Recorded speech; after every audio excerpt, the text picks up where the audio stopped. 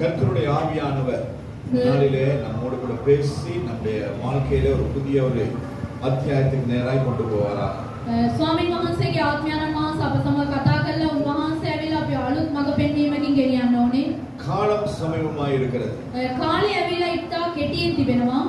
ஆண்டவருடைய வருகை நாட்கள் சமீபித்துக் கொண்டே இருக்கிறது. දෙවියන් වහන්සේගේ ඊම ඇවිල්ලා ඉතා ළඟම තිබෙනවා. கடந்த 2024வது வருஷத்துல ගිය අවුරුද්දේ 2024 වෙන අවුරුද්දේදී 366 நாட்கள் 336 அதிலே ඒකෙන් 322 நாட்கள் 322ක් உலக நாடுகளிலே உலக தேசங்களிலே මුළු මේ ලෝකෙම அநேக இயற்கை அனர்த்தங்கள் அபாயங்கள் ஏற்பட்டிருக்கிறதாக உலக ஆராய்ச்சியாளர்கள் சொல்லுகிறார்கள். මේ ලෝකේ කටේ කියලා දෙනවා මේ ලෝකයේ ඇවිල්ලා විපත්ති මෙච්චර ගොඩක් වෙලා තිබෙනවායි කියලා. நாம் நினைக்கிற நம்முடைய தேசத்தில் ஒன்றுமே நடக்கவில்லை என்று சொல்லி අපිට කියන්න බෑ අපේ දේශයේ මෙවැනි දේවල් උනායි කියලා. நம்முடைய தேசத்திலும் நடந்திருக்கிறது. අපේ දේශයෙන්ුත් මේවා වෙලා තිබෙනවා. இந்த நாள் நேற்றைய தினத்திலே கடலுக்கு போன 6 பேரிலே 2 பேர் மிஸ்ஸிங். ඊයේ දවසේදී මුහුදට ගිය අය දෙනෙක්ගෙන් දෙන්නෙක් ඇවිල්ලා අතුරුදහන් වෙනවා. அநேகர் மரித்து கொண்டிருக்கிறார்கள், அநேகர் காணாமல் போய் கொண்டிருக்கிறார்கள், அநேக விபத்துகள் நடந்து கொண்டிருக்கிறது, அநேக சம்பவங்கள் நம்முடைய தேசத்திலும் நடக்கிறது. බොහෝ අනතුරු වෙලා තිබෙනවා, බොහෝ මෙවැනි දේවල් ඇවිල්ලා අපේ දේශයෙන්ුත් වෙනවා. ஆனால் இது எல்லாம் நமக்கு நடக்காதபடி கர்த்தர் காத்துக் கொண்டிருக்கிறார். ඒ නමුත් මේ දේවල් ඇවිල්ලා අපිට වෙන්නේ නැතුව උන්වහන්සේ ඇවිල්ලා ආරක්ෂා කරනවා. அதற்கு ஒரு காரணம் ஆண்டவருடைய கிருபை. ඒකට එකම හේතුව ඇවිල්ලා උන්වහන්සේගේ කරුණාව. ஆனால் சில காலங்களாக கர்த்தருடைய ஆவியானவர் தெளிவாய் பேசுகிறதான ஒரு சத்தம் எனக்கு கேட்கிறது. බොහෝ දවස්වලදී උන්වහන්සේ පැහැදිලිව කතා කරන ඒ සත්‍යය මට ඇහෙනවා. நம்முடைய சபையிலும் அநேகர்களே சிலர் தேவனுடைய கிருபையை போக்கடித்துக் கொண்டிருக்கிறீர்கள். අපේ සභාවෙන් ඇවිල්ලා ගොඩක් කට්ටිය ඒ කියන්නේ මේ කට්ටිය ඇවිල්ලා ඒ කරුණාව ඇවිල්ලා අතපොස් කරනවා. நம்முடைய சபையில அநேகர் கிடையாது. බොහෝ කට්ටිය නැහැ. ஆனால் அழைக்கப்பட்டவர்கள் அநேகர். ඒ කැඳවීම ලැබුව අය ඇවිල්ලා தெரிந்து கொள்ளப்பட்டவர்கள் சிலர். ඒ ඇවිල්ලා තෝරාගත්තු කට්ටිය ஆனால் அந்த சிலரிலும் ඒ ටික දෙනෙක් சிலர் கர்த்தருடைய கிருபையை போக்கடித்துக் கொண்டிருக்கிறார்கள். ඒ ටික දෙනෙක් ඇවිල්ලා ඒ කරුණාව ඇවිල්ලා අතපොස් කරගන්නවා. கர்த்தருடைய அந்த வாய்ப்பு எந்த நாளும் நமக்கு கிடைக்காது. ඒ කාර්යය ඇවිල්ලා අපිට හැමදාම හම්බ වෙන්නේ නැහැ. எனவே தயவாய் நான் ஒரு தகப்பனாய் ஒரு ஊழியக்காரனாய் நான் உள்ளத்திலே கேட்டுக்கொள்கிறேன். කරුණාවෙන් ඒක ඔයගොල්ලන්ගේ පියෙක් ඇටියට මම ඔයගොල්ලන්ගේ எதை இழந்தாலும் பரவாயில்லை. ඔයගොල්ලෝ මොන තත්ත්වෙ හිටියත් ஜீவனையே இழந்தாலும் பரவாயில்லை. ඔයගොල්ලන්ගේ ජීවිතය නැති කරගත්තත් ஆண்டவருடைய කමක් கிருபையை නැහැ. மாத்திரம் இழந்து போக வேண்டாம். උන්වහන්සේගේ කරුණාව පමණක් නැති කරගන්න එපා. ஆமென். ආමේන්. யோசிக்கிற நாம கிருபையை இழக்கலையே. ඔයගොල්ලෝ කල්පනා කරන්න පුළුවන් තාමත් මම කරුණාව கிருபை நடந்த නැති කරගත්තේ නැහැ. කරුණාව නැතුව ජීවත් වෙනවද අපි? ඒක ඇත්ත තමයි. அந்த கிருபையை இழந்து போக வேண்டாம். ඒ කරුණාව නැති කරගන්න එපා. 40,000 ஹெக்டர்ஸ் என்று சொல்லப்படுகிறது. எவ்வளவுன்னு சொல்லி எனக்கு தெரியாது. 40,000 ஏக்கர் கிடையாது, ஏக்கரை விட அதிகமானது. 40,000කට වැඩිය. அதாவது விளைநிலங்கள் பாழாக்கப்பட்டிருக்கிறது. මෙවැනි දේවල් ඇවිල්ලා විනාශ වෙලා තිබෙනවා. அப்ப 40,000க்கும் அதிகமான விளைநிலங்கள் பாதிக்கப்பட்டிருக்குமானால் මෙවැනි දේවල් ඇවිල්ලා මෙච්චරක් ඇවිල්ලා විනාශ වෙනවා නම් பஞ்சம் ஏற்படுமா ஏற்படாதா? සාගතය ඇති වෙයිද නැද්ද? கண்டிப்பா ஏற்படும். ඒක අනිවාර්යෙන් වෙනවා. ஆண்டவருடைய வேதம் சொன்னதுதான் இன்று நடக்கிறதே ஒழிய දෙවියන් වහන්සේගේ වචනේ කියපු දේවල් තමයි உலகத்திலே நடக்கிற காரியங்கள் எதுவும் வேதத்தில் இனிமேல் எழுதப்பட முடியாது. මේ ලෝකේ සිදුවෙන දේවල් ඇවිල්ලා තවදුරට මේ පොතේ ලියවෙන්නේ නැහැ. தேவனுடைய ஆவியானவர் நமக்கு எழுதி கொடுத்ததான இந்த பரிசுத்த வேதாகமத்தில் இருந்ததான அத்தனை காரியங்களும் தான் இப்பொழுது நம்முடைய வாழ்க்கையிலே நம்முடைய கண்களுக்கு முன்பதாய் நடந்து கொண்டிருக்கிறது. සුද්ධාඥානන් වහන්සේ ලියුවා මේ කාර්යය ඇවිල්ලා තමයි මේ ලෝකේ ඇවිල්ලා අපේ ඇස් ඉදිරියට இதை அசட்டை பண்ணிட்டு வாழ்வீர்கள் என்று சொன்னால் உங்களுடைய நிலைமை எப்படியா இருக்கும் என்று எனக்கு தெரியாது. මේවා ඇවිල්ලා නැතුව අපි ජීවත් වෙනවා නම් අපේ තත්ත්වය කොහොම තිබේද කියලා මට නම් எனவே දන්නේ உங்கள் மீது உங்களை நேசிக்கிறபடி நான் சொல்லுகிறேன். ඔයගොල්ලන්ට මම ප්‍රේම කරන ඉඳන් මම කියනවා. கிருபையை இழந்து போக வேண்டாம். ඒ කරුණාව නැති කරගන්න එපා. எதை இழந்தாலும் பரவாயில்லை. මොනවා නැති කරගත්තත් ஏனென்றால் කමන්නේ. ஆண்டவருடைய வேதம் தெளிவாய் சொல்லுகிறது. අපේ දෙවියන් වහන්සේගේ වචනේ ඉතා පැහැදිලිව உங்கள் கண் කියනවා. உங்களுக்கு இடரல் உண்டாக்குமானால் ඔයගොල්ලන්ගේ net ඇවිල්ලා ඔයගොල්ලන්ට අනුතරක් කරනවා அந்த නම් கண்ணை பிடுங்கி போட்டுட்டு ஒத்த கண்ணனாய் பரலோகத்துக்குள் பிரவேசிங்கள் என்று வேதம் எச்சரிக்கிறது. ඒ ඈ ඇවිල්ලා ගලවලා දාලා එක ඈකින් ස්වර්ග ராஜ்‍යයට යන්න உங்களுடைய කියලා. கையோ காலோ உங்களுக்கு இடரல் உண்டாக்கினார் ඔයගොල්ලන්ගේ දෑත සහ ඔයගොල්ලන්ගේ කකුලක් ඇවිල්ලා அந்த கையும் காலும் இல்லாதபடி முடவர்களாய் பரலோக ராஜ்யத்துக்கு பிரவேசிக்கிறது உங்களுக்கு நலமாயிருக்கும். ඒ අත කකුල නැතුව නිකන් යන එක ස්වර්ග රාජ්‍යයට යන එක හොඳයි කියලා. கை காலோடு கூட நரகத்திலே இருக்கிறதை காட்டிலும் අපේ ඔත ශරීරයේ ස්වර්ග රාජ්‍යයට ඉන්න එකට වඩා வேதம் சத்தியம். දෙවියන් වහන්සේගේ වචනේ நாளிலே සත්‍යයි. நாங்கள் வாசிக்கும்படியாக தியானிக்கும்படியாக මේ මොහොතේදී අපගේ මේ බයිබලයේ කියවන மத்திய எழுதின சுவிசேஷம் 14வது அதிகாரம் මත්තේ 14 වෙනි පරිච්ඡේදය 25 தொடங்கி 30வது வசனம் வரை நாங்கள் வாசிக்க போகிறோம். 25 ඉඳන් 30 දක්වා අපි කියවන්නේ. மத்திய 14வது அதிகாரம் මත්තේ 14 වෙනි පරිච්ඡේදය 25 தொடங்கி 30வது வசனம் முடிய 25 සිට 30 දක්වා. இரவின் 4ஆம் ஜாமத்திலே இயேசு கடலின் மேல் நடந்து அவர்களிடத்தில் வந்தார். அவர் கடலின் மேல் நடக்கிறதை சீஷர்கள் கண்டு கலக்கமடைந்து ஆவேசம் என்று சொல்லி பயத்தினால் அலறினார்கள். உடனே இயேசு அவர்களோடு பேசி, திடன் கொள்ளுங்கள், நான் தான், பயப்படாதிருங்கள் என்றார். பேதுரு அவரை நோக்கி, ஆண்டவரே, நீரே ஆனால் நான் ஜலத்தின் மேல் நடந்து உம்மிடத்தில் வர கட்டளையிடும் என்றான். அதற்கு அவர், வா என்றார். அப்பொழுது பேதுரு படவை விட்டிறங்கி இயேசுவினிடத்தில் போக ஜலத்தின் மேல் நடந்தான். காற்று பலமாய் இருக்கிறதை கண்டு பயந்து அமிழ்ந்து போகையில், ஆண்டவரே என்னை இரட்சியும் என்று கூப்பிட்டான். රෑ 4 වෙනි යාමේදී උන්වහන්සේ ඔවුන් වෙතට මුහුද පිට පයින් ආසේක. ගෝලියෝ උන්වහන්සේ මුහුද පිට පයින් එනවා දැක කැළඹි ඒ අවතාරයක් කියා බයෙන් මොර ගැසුවෝය. එහෙත් යේසුස් වහන්සේ එකෙනෙහිම ඔවුන්ට කතා කොට ධෛර්ය වෙයල්ලා මමය බය නොවෙල්ලා කීසේක. පේත්‍රස් උන්වහන්සේට උත්තර දෙමින්, ස්වාමීනි, ඒ ඔබ වහන්සේ නම් වතුර පිට ඔබ වෙතට එන්න මට අනකල මැනවයි කීවේය. වරෙන්නේ උන්වහන්සේ කීසේක. එවිට පේත්‍රස් ඔරුවෙන් බැස යේසුස් වහන්සේ වෙතට යන පිණිස වතුර පිට පයින් ගියේය.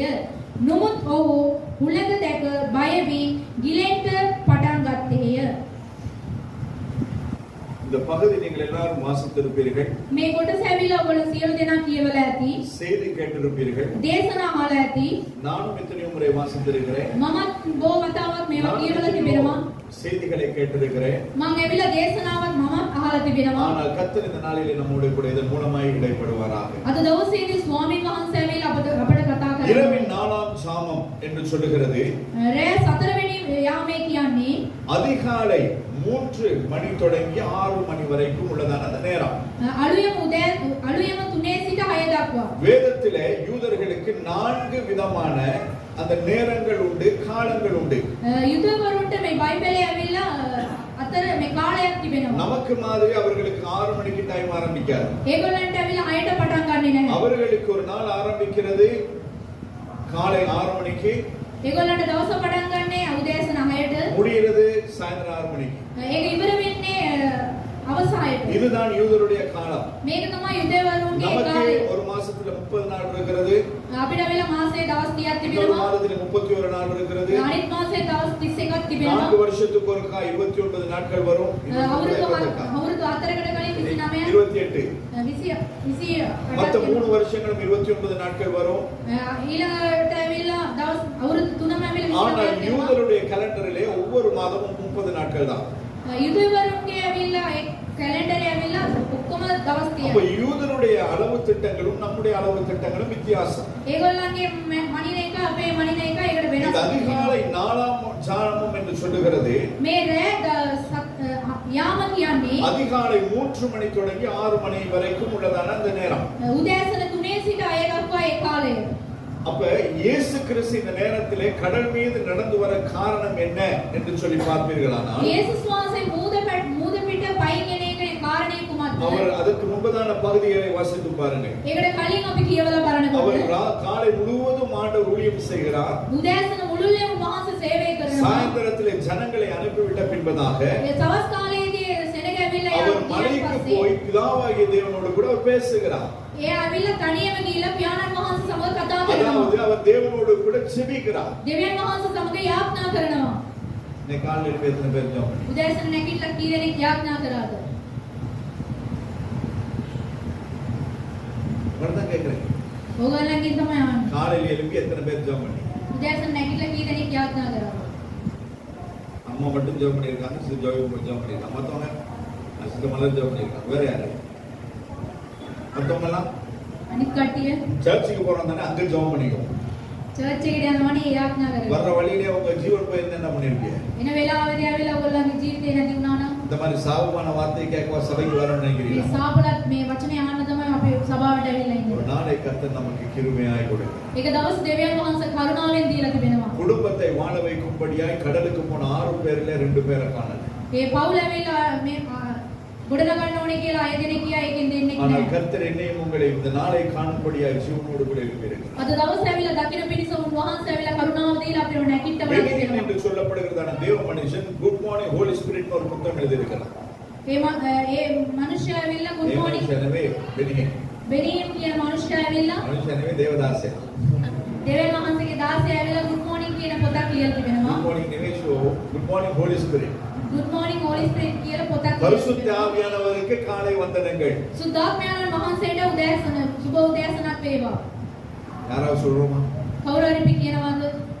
எழுப்பணும்னா போனை தான் தேடணும். யார் குட் மார்னிங் அனுப்பியிருக்கா, யாரு நல்ல செய்தி அனுப்பியிருக்கா, யாரு கெட்ட செய்தி அனுப்பியிருக்கான்னு பாக்குறேன். නැගිට ගම මේ ෆෝන් එක තමයි හොයන්නේ හොඳ වචන කවුද දාලා யாராவது තියෙන්නේ. கேட்ட உடனே சொல்றது இல்லை, நான் டைமை பார்த்தேன். කවුරු හරි ඇහුවන් පස්සේ අහනවා කියනවා වෙලාව බැලුවේ. போன் இல்லாத நாள்ல எதுல டைமை பார்த்தீங்க? ෆෝන් එක නැත්ත අවස්ථාවේදී කොහොමද බැලුවේ වෙලාව? எத்தனை பேர் சொன்னோம்? කී දෙනෙක් යාඥා කරා? இரவு முழுவதுமாய் நம்மை காத்தவர். රාත්‍රී මුළුල්ලේම ආරක්ෂා කළා. காலையிலே நம்மை ஜீவனோடு கூட தட்டி எழுப்பினார். උදෑසන ඇවිල්ලා ඒ කරුණාවෙන් ඒ ජීවිතය අපිව උන්වහන්සේ නැගිට්ටවා. அவருக்கு நாங்கள் எத்தனை பேர் நன்றி உள்ளவர்களாக இருக்கிறோம். කී දෙනෙක් උන්වහන්සේට අපි ඇවිල්ලා සැබෑ ජීවිතේ ගත அவர் කරනවා. மலையில ஜெபித்துக் கொண்டிருக்கும் பொழுது ඒ පර්වතයේදී උන්වහන්සේ යාඥා கடலிலே කළේ காற்று பலமாய் இருக்கிறதை அவர் உணர்ந்தார். ඒ ඇවිල්ලා සුළඟ අයියෙන් එන එක උන්වහන්සේ உணர்ந்தவர். දැනුත් දෙවියන් වහන්සේ. அந்த நேரம் ஆகும் பொழுது அந்த படகானது நடுக்கடலிலே இருக்கிறது. ඒ යාඥා කරලා එන විටදී ඒ මූදේ ඇවිල්ලා ඒ ඔරුව තිබුණා මැද. அப்ப நடுக்கடலிலே காற்று பலமாய் அடிக்கிறது. ඒ මූදේ ඇවිල්ලා මැද ඇවිල්ලා සුළඟ අයියෙන් அந்த හමනවා. நேரத்தில் ஆண்டவராய் இயேசு கிறிஸ்து மலையிலே ஜெபித்துக் கொண்டிருக்கிறார். ඒ වේලාවේදී උන්වහන්සේ පර්වතයේ මැද යාඥා කරමින් அப்ப සිටිනවා. அந்த படகை நோக்கி ඒ ඔරුව දෙසට ஆண்டவர் 4ஆம் சாமத்தில் எவ்வளவு ஸ்பீடா நடந்து வந்திருப்பார். ඒ සතරවෙනි වේලාවේදී උන්වහන්සේ කොච්චර වේගයෙන් ඇවිදගෙන ඇවිල්ලා ඇතිද? யாராவது யோசிச்சு பார்த்துருக்கோம்? කවුරු හරි ඒක සීකල්ලා ඇතිද? அவர் எப்படி வந்தார்னு யாருக்கும் தெரியாது. එයා කොහොම ආවද කියලා කාටවත් දන්නේ නැහැ. ஆனால் அவர் வந்தார். ඒ නමුත් උන්වහන්සේ ආවා. இந்த நாளிலே මේ වේලාවේදී உங்களுடைய பிள்ளைகளை குறித்து ඕගොල්ලන්ගේ දරුවන් ගැන அல்லது பிள்ளைகள் உங்களுடைய தாயை குறித்து ඒ දරුවන් ඇවිල්ලා තමන්ගේ දෙමව්පියන් ගැන சாட்சி சொல்ல முடியுமா? සාක්ෂි කියන්න පුළුවන්ද? என்ன சாட்சி? මොනවද සාක්ෂි? எங்க அம்மா நல்லா சமைச்சு கொடுப்பாங்க, මගේ අම්මා ඇවිල්ලා හොඳට උයලා දෙනවා. நல்ல Dress துவைச்சு கொடுப்பாங்க. හොඳට ඇඳුම් හොදලා දෙනවා. இது கிடையாது. මේක නෙමෙයි. அது சாட்சியே கிடையாது. ඒක සාක්ෂි නෙමෙයි. அது ஒரு தாய் செய்ய வேண்டிய கடமை. ඒ මම කරන යුතු நாம் දේවල්. பார்க்கும் பொழுதெல்லாம் என் தாய் ஜெபித்துக் கொண்டிருப்பார். මම බලන විටදී මාගේ මව ඇවිල්ලා යාඥා කරමින් සිටිනවා. நான் எழும்பும் பொழுது என் தாய் வேதம் வாசித்துக் கொண்டிருப்பார். මම නැගිටින විටදී මාගේ මව ඇවිල්ලා බයිබලය என் தாய் කියනවා. வேலை செய்யும் பொழுதெல்லாம் என் தாயினுடைய வாயிலே துதியும் ஸ்தோத்திரங்களும் இருக்கும். මගේ මව වැඩ කරනකොට ඇවිල්ලා යාගේ මුඛේ තියෙන යාඥාව ස්තුති තෙස්තුමයි. எந்த பிள்ளைக்கு சொல்ல முடியும்? කාටද කියන්න පුළුවන්? அதே போல ඒ වගේම என் பிள்ளை காலையில எழும்பணும், அந்த ஃபர்ஸ்ட் அவன் ஜெபம் பண்ணுவான். මගේ දුව ඇවිල්ලා නැගිට ගම යාඥා කරනවා. என் மகன் எழும்பணும் ஜெபம் பண்ணுவான். මගේ පුතා නැගිටින් පස්සේ යාඥා කරනවා. அதுக்கு பிறகு ஒரு அதிகாரம் 2 அதிகாரம் 3 அதிகாரம் வாசிக்காம என் பிள்ளை ஸ்கூலுக்கு போகாது, வேலைக்கு போகாது. එයා ඇවිල්ලා බයිබලේ කියවන්න නැතුව වැඩට යන්නේ නැහැ, ඉස්කෝලේට යන්නේ නැහැ. சாயந்தரம் வந்த பிறகு எவ்வளோ டயர்டா இருந்தாலும் සවස් රාමයෙන් පස්සේ කොච්චර යාට මහන්සි වුණාද? குடும்பமா ஜெபம் பண்ணாம என் பிள்ளை தூங்க போகாது. පවුලක් ඇවිල්ලා යාඥා කරන්නේ නැතුව යා නිදියන්න යන්නේ නැහැ. இத்தனை பேருக்கு சாட்சியா சொல்லணும். කී දෙනෙකුට කියන්න පුළුවන්? இத்தனை பேருக்கு சொல்லணும். කී දෙනෙකුට කියන්න පුළුවන්ද? அதுதான் சாட்சி. මේක තමයි සාක්ෂිය. அதை தான் கத்திருக்கிறார். ඒක තමයි දෙවියන් වහන්සේ உங்க பிள்ளை බලාපොරොත්තු ஐஏஎஸ் படிச்சாலும் வேலை இல்ல, கலெக்டர் ஆனாலும் வேலை இல்ல, அவங்க வந்து தேசத்துக்கு ஜனாதிபதியே ஆகினாலும் வேலை கிடையாது. එයා ඇවිල්ලා කොච්චර උසස් තත්ත්වයේ හිටියත් වැඩක් නැහැ. ஏனென்றால் தேவனை நோக்கி பார்க்காத, தேவனை அறிந்தில்லாத, தேவன் பிள்ளைகளை தெரியாத எந்த பிள்ளையும் வேஸ்ட். දෙවියන් වහන්සේ දැස බලන්නේ නැතුව දෙවියන් වහන්සේගේ මඟ පෙන්වීමෙන් යන්නේ නැතුව කිසිම ළමයෙක් ඇවිල්ලා නිෂ්ඵලයි.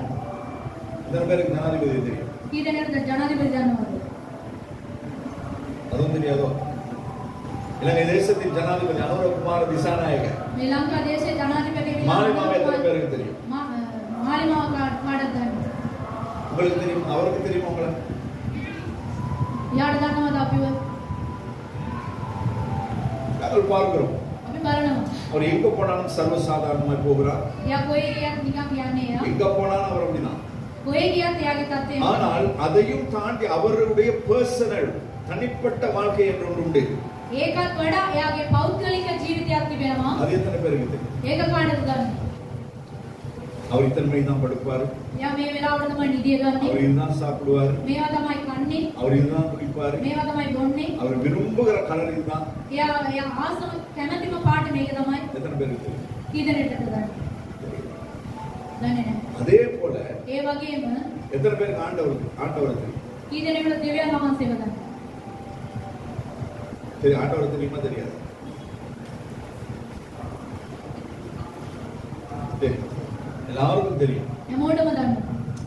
ஆண்டவர் தெரியாத ஒருத்தரும் கிடையாது. දෙවියන් වහන්සේව දන්නේ නැති කට්ටිය කාටද? கிறிஸ்துவை தெரியாத உலகமே இல்லை. ක්‍රිස්තුස් වහන්සේ දන්නේ නැති ලෝකයක් නැහැ. கிறிஸ்துமஸ் பண்றதுனால உலகத்துக்கே தெரியும். ක්‍රිස්මස් එක සමරන එක මුළු ලෝකෙම දන්නවා. ஆனால் ඒ නමුත් அந்த கிறிஸ்து என்னுடைய இரட்சகராய் இருக்கிறார். ඒ ක්‍රිස්තුස් වහන්සේ මාගේ ගැලවුම් කරුවායි. அந்த கிறிஸ்துவை தனிப்பட்ட விதத்தில் உங்களுக்கு எத்தனை பேருக்கு தெரியும்? ඒ ක්‍රිස්තුස් වහන්සේව පෞද්ගලික හැටියට කී දෙනෙක්ද දන්නවද? என் ஆண்டவருக்கு இதுதான் பிடிக்கும். මේ දෙවියන් වහන්සේට මේව තමයි இது කැමති. பிடிக்காது. මේක කැමති නැහැ. இதை அவர் விரும்புகிறார். මේකේ උන්වහන්සේ இது කැමති அவருக்கு වෙනවා. விருப்பமில்லை. මේකේ උන්වහන්සේ ප්‍රිය அவர் නැහැ. என்னிடத்தில் இதை எதிர்பார்க்கிறார். මා වෙත උන්වහන්සේ இதை මේක நான் බලාපොරොත්තු செய்தால் වෙනවා. அவருக்கு பிரியம் இருக்காது. මේක මං කරත් උන්වහන්සේට කැමති නැහැ. எத்தனை பேருக்கு தெரியும்? කී දෙනෙක්ද දන්නවද?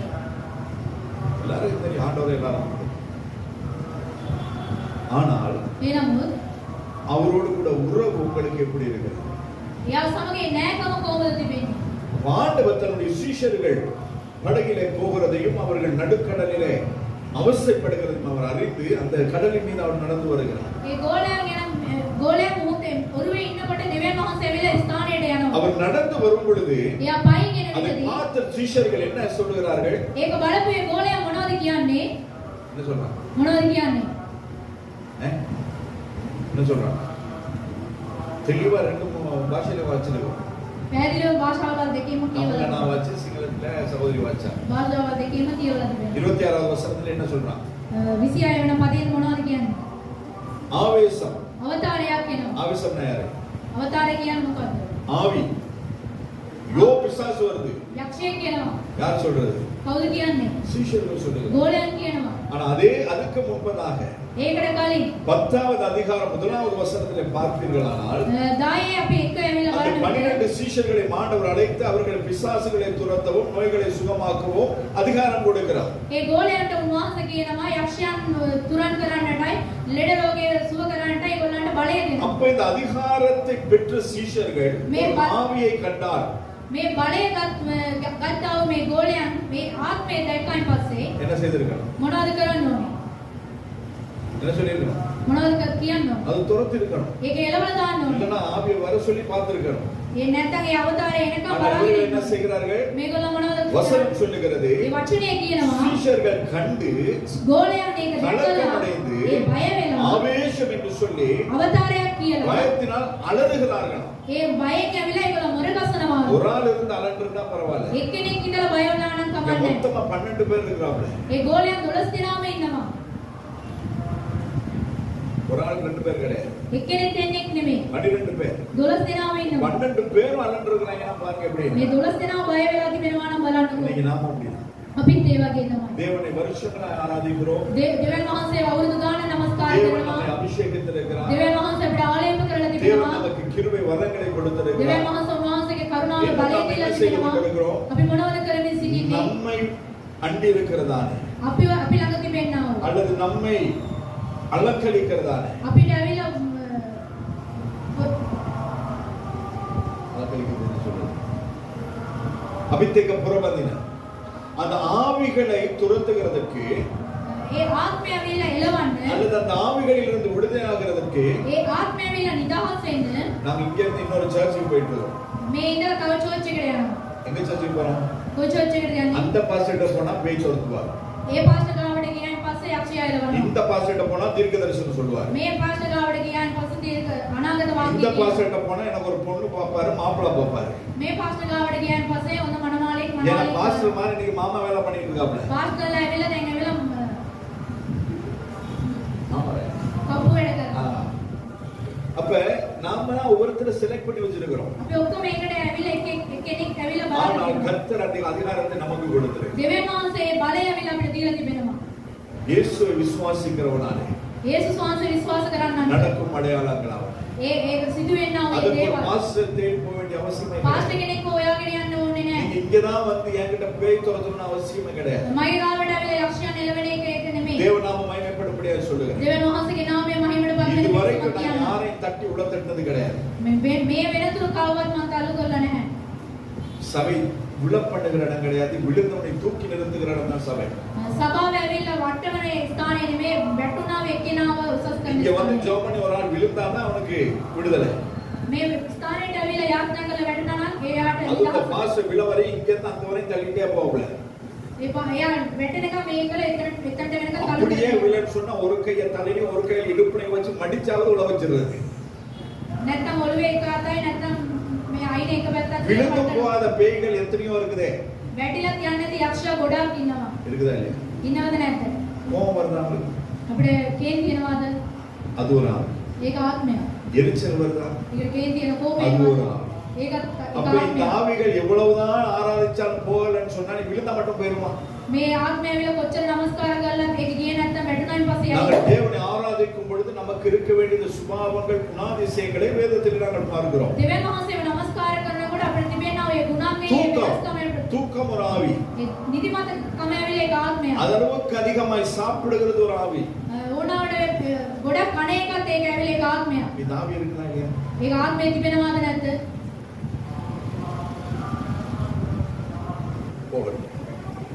அப்ப கர்த்தர் என்ன செய்கிறார்? இதற்கு முன்பு அதிகாரத்தை கொடுத்தவர்கள் தான் ஆவேசம் என்கிறார்கள். ඒකට කලින් බලය දුන්නා ඔය කට්ටිය තමයි කියන්නේ අවතාරයක් කියලා. உடனே இயேசு என்ன செய்கிறார்? ඉක්මනට දෙවියන් වහන්සේ මොනවද කරන්නේ? அவர்களோடு கூட பேசி ඒගොල්ලන්ත් එක්ක කතා திடன் කරලා கொள்ளுங்கள், බය වෙන්න එපා. நான் தான், මම තමයි. பயப்படாதிருங்கள் என்றார். බය වෙන්න එපයි කියලා அப்ப මහන්සිය කිව්වා. பேதுரு என்ன செய்கிறார்? ඒ වෙලාවේදී පේත්‍රස් பேதுரு அவரை කරන්නේ நோக்கி, පේත්‍රස් ஆண்டவரே, උන්වහන්සේ දෙවියන් වහන්සේ நீரே ஆனால் උන්වහන්සේ நான் නම් சலத்தின் மேல் நடந்து உம்மிடத்தில் வர கட்டளையிடும் என்கிறார். මම මුහුදු පිට ඇවිදගෙන උන්වහන්සේ වෙතට එන්න මට බලය දෙන්න කියලා. பேதுரு என்ன கேட்கிறார்? පේත්‍රස් මොනවද කියන්නේ? படகிலிருந்து இறங்கி ඒ ඔරුවෙන් බැහැලා கடலின் மீது நடக்க அனுமதி கேட்கிறார். ඒ මුහුදු පිට ඇවිදින්න යා වෙන අවසරය ඉල්ලනවා. இந்த பேதுரு யார்? මේ පේත්‍රස් කවුද? அவன் ஒரு மீனவன். ඒක එයා වෙලා මාළු අල්ලන එකෙක්. அப்ப மீனவனுக்கு செம்படவனுக்கு தெரியும் அந்த கடல் எப்படி இருக்கும் என்று சொல்லி. ඒ මාළු අල්ලන එක්කෙනාට දන්නවා මේ මුහුද කොහොමද තියෙන්නේ කියලා. இதற்கு முன்பதாக මේකට කලින් அவன் ராத்திரி முழுவதும் பிரயாசப்பட்டும் அவனுக்கு மீன் கிடைக்கவில்லை. ඒ රාත්‍රී මුළුල්ලේම ඇවිල්ලා යා වීර්ය දරලත් යාට මාළු அந்த එක්කෙනෙක් நேரத்தில் ஆண்டவர் அவனுடைய படகிலே ஏறி ඒ වෙලාවේදී යේසුස් சற்று அதை වහන්සේ தள்ளி செல்லும்படியாய் சொல்லி චුට්ටක් එයාට ඉස්සරහට යන්න அந்த කියලා படகிலிருந்து அவன் சொல்லுகிறார், ඒ ඔරුවේ ඉඳගෙන දෙවියන් இந்த වහන්සේ வலது කියනවා பக்கமாய் உள்ள வலைகளை போடு என்பதாய். ඒ දකුණු පැත්තේ දැල දහන්න කියනවා. படகில் இருந்து அவன் வலையை போட்ட மாத்திரத்தில் ඒ ඔරුවේ ඉඳ දැල දැම්මයින් அவன் පස්සේ திரளான மீன்களை பிடித்துக் கொண்டான் என்று பார்க்கிறோம். බෝ මාළුවක් අල්ලගත්තයි කියලා අපි அதற்கு බයිබලයේ முன்பதாக அவன் ஒரு ஸ்டேட்மெண்ட் சொல்லுகிறான், அவர் ஒரு கூற்றை சொல்லுகிறான், ඒකට කලින් එයා වචනයක් කියනවා. ஆண்டவரே, දෙවියන් இந்த වහන්සේ பகல் நேரத்துல மீன் பிடிக்காது. මේ දවල් කාලේදී මාළුවක් නැහැ. பகல் நேரத்துல மீன் பிடிக்க சொல்றது யாரு? දවල් කාලේ මාළු අල්ලන්නේ කියන්නේ කවුද? யார் சொல்றது? කවුද කියන්නේ? என்ன ஒரு மாதிரி என்ன பாக்குறீங்க? நீங்க ஏதாவது வித்தியாசமா இருக்கா? சொல்லுங்க, யார் சொல்றது? කවුද කියන්නේ? வரக்கூட சத்தம் பெருசா வரும், சும்மா வரக்கூடாது. ஏனென்றா உங்க எல்லாருடைய சத்தத்தையும் நான் நன்கு அறிந்திருக்கிறேன். யார் சொல்றது? இயேசு கிறிஸ்து. குசு குசுன்னு இல்ல, குசு குசு இல்ல, இயேசு கிறிஸ்து. යේසුස් වහන්සේ. அப்ப இயேசு கிறிஸ்து சொல்லுகிறார், යේසුස් වහන්සේ කියනවා வலையை போடு. දැල දාන්න. இயேசு கிறிஸ்து மீனவரா? යේසුස් වහන්සේ ඇවිල්ලා මාළු අල්ලන එක්කෙනෙක්ද? யார் அவர்?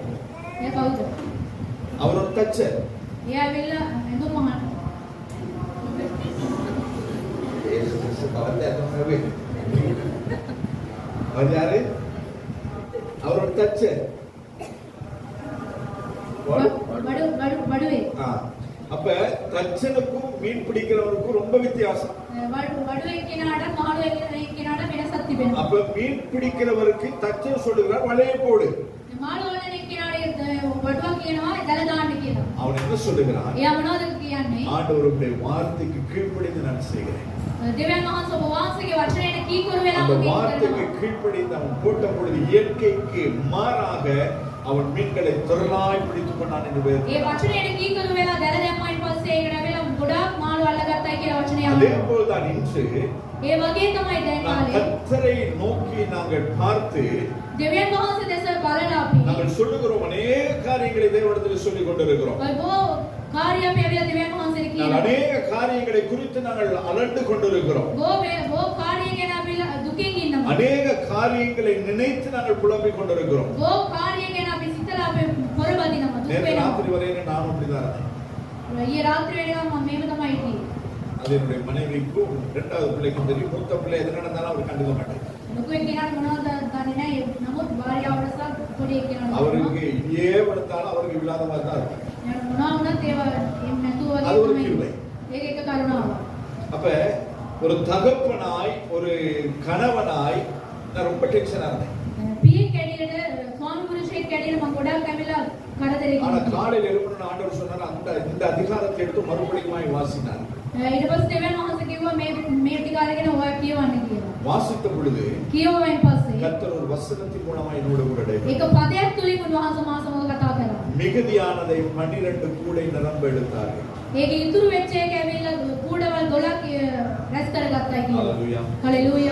இதே வசனத்தை இதே கூற்றை இந்த மாதத்தின் 10ஆம் தேதி இந்த இடத்துல வந்து தேவ மனுஷன் சொல்லி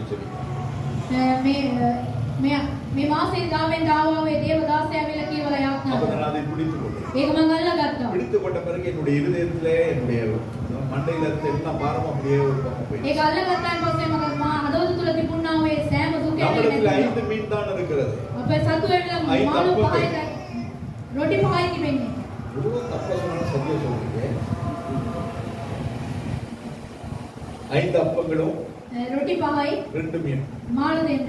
ஆனால் அந்த 5 அப்பங்களையும் 2 மீனையும் கொண்டு ரொட்டி 5යි මාළු දෙන්නයි අරගෙන 5000 புருஷர்கள் ஏறக்குறைய 5000 புருஷர்கள் පුරුෂයන් 5000කට වැඩිය அவர்களை போஷித்து ඒගොල්ලන්ට කැම දීලා மனைவிமாரை போஷித்து ඒගොල්ලන්ගේ භාර්යාවන්ට කැම දීලා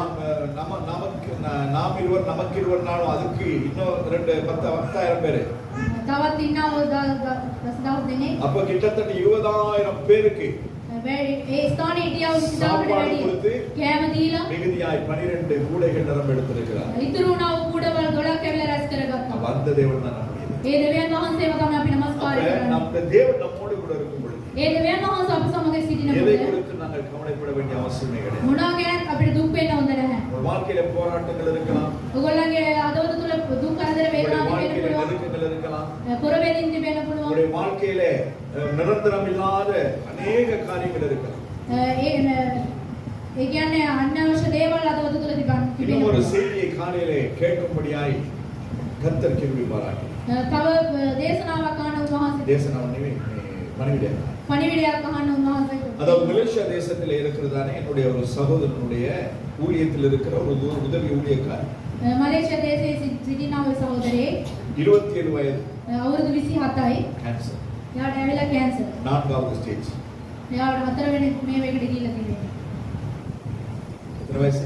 අවුරුදු කීයද? 57 வயசு கிடையாது, 67 வயசு கிடையாது. 57ක් 67ක් නෙමෙයි. 27 வயது நிரம்பினதான ஒரு வாலிப மகன். අවුරුදු 27ක් තිබෙන තරුණයෙක්. கர்த்தர் ஊழியம் செய்கிறார். දෙවියන් වහන්සේට සේවය කරනවා. அப்ப இந்த கடைசி நாட்களில் இப்படியான अनेक காரியங்கள் நம்மால் கேட்கக்கூடியதா இருக்கிறது. මේ අන්තිම කාලයේදී මෙවැනි දේවල් ලැබෙලා අපිට ආන්න තිබෙනවා. அத்தனை காரியங்கள் கேட்கும் பொழுது මෙවැනි දේවල් අපි අසනකොට கர்த்தர் நம்மோடு கூட இருக்கிறபடினா දෙවියන් වහන්සේ අප සමග සිටින විට நமக்கு வயதுக்கேற்ற பலவீனங்கள் உண்டு.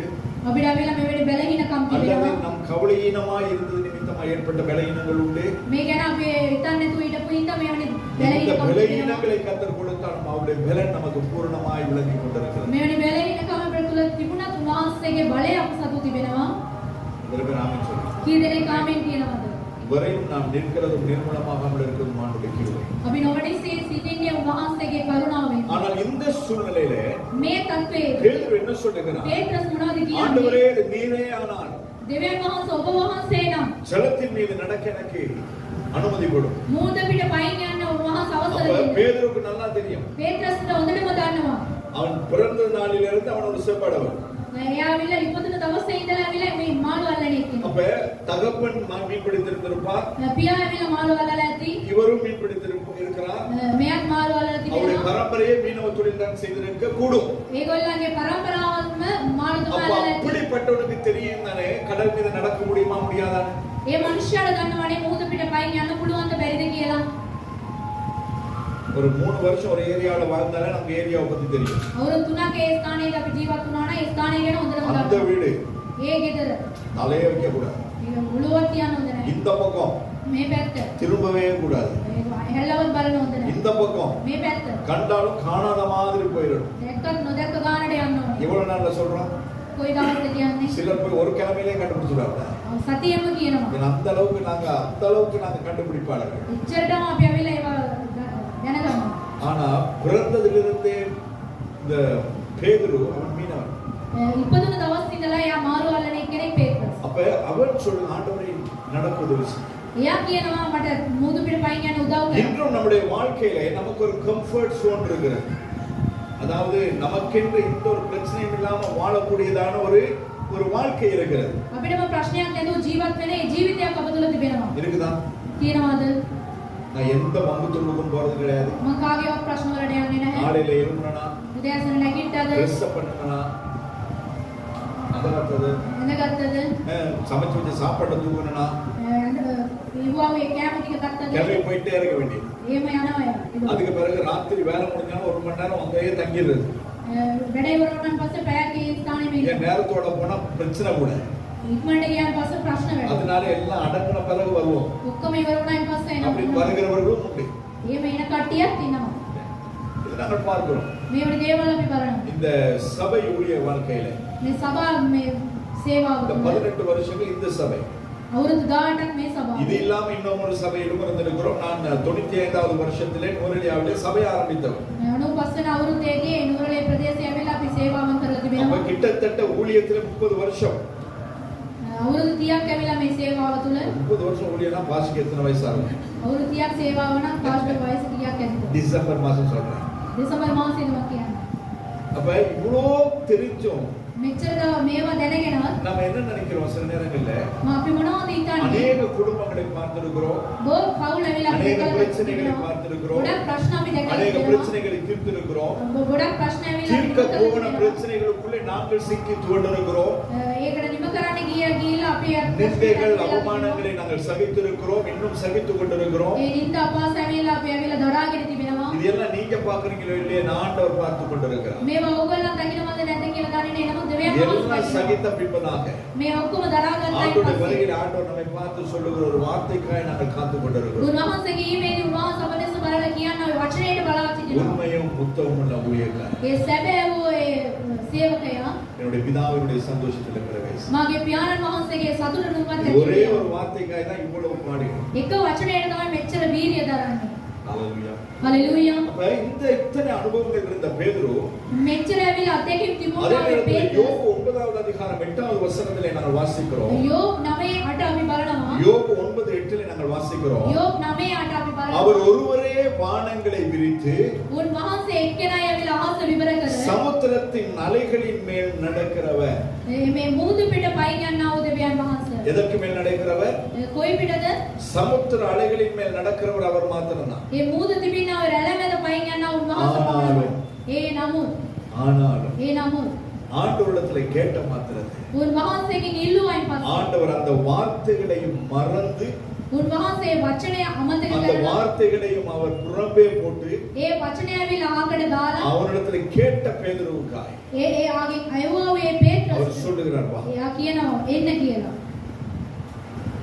இன்றும் நாம் நம்முடைய வாழ்க்கையிலே அநேக விதமான போராட்டங்கள் உண்டு.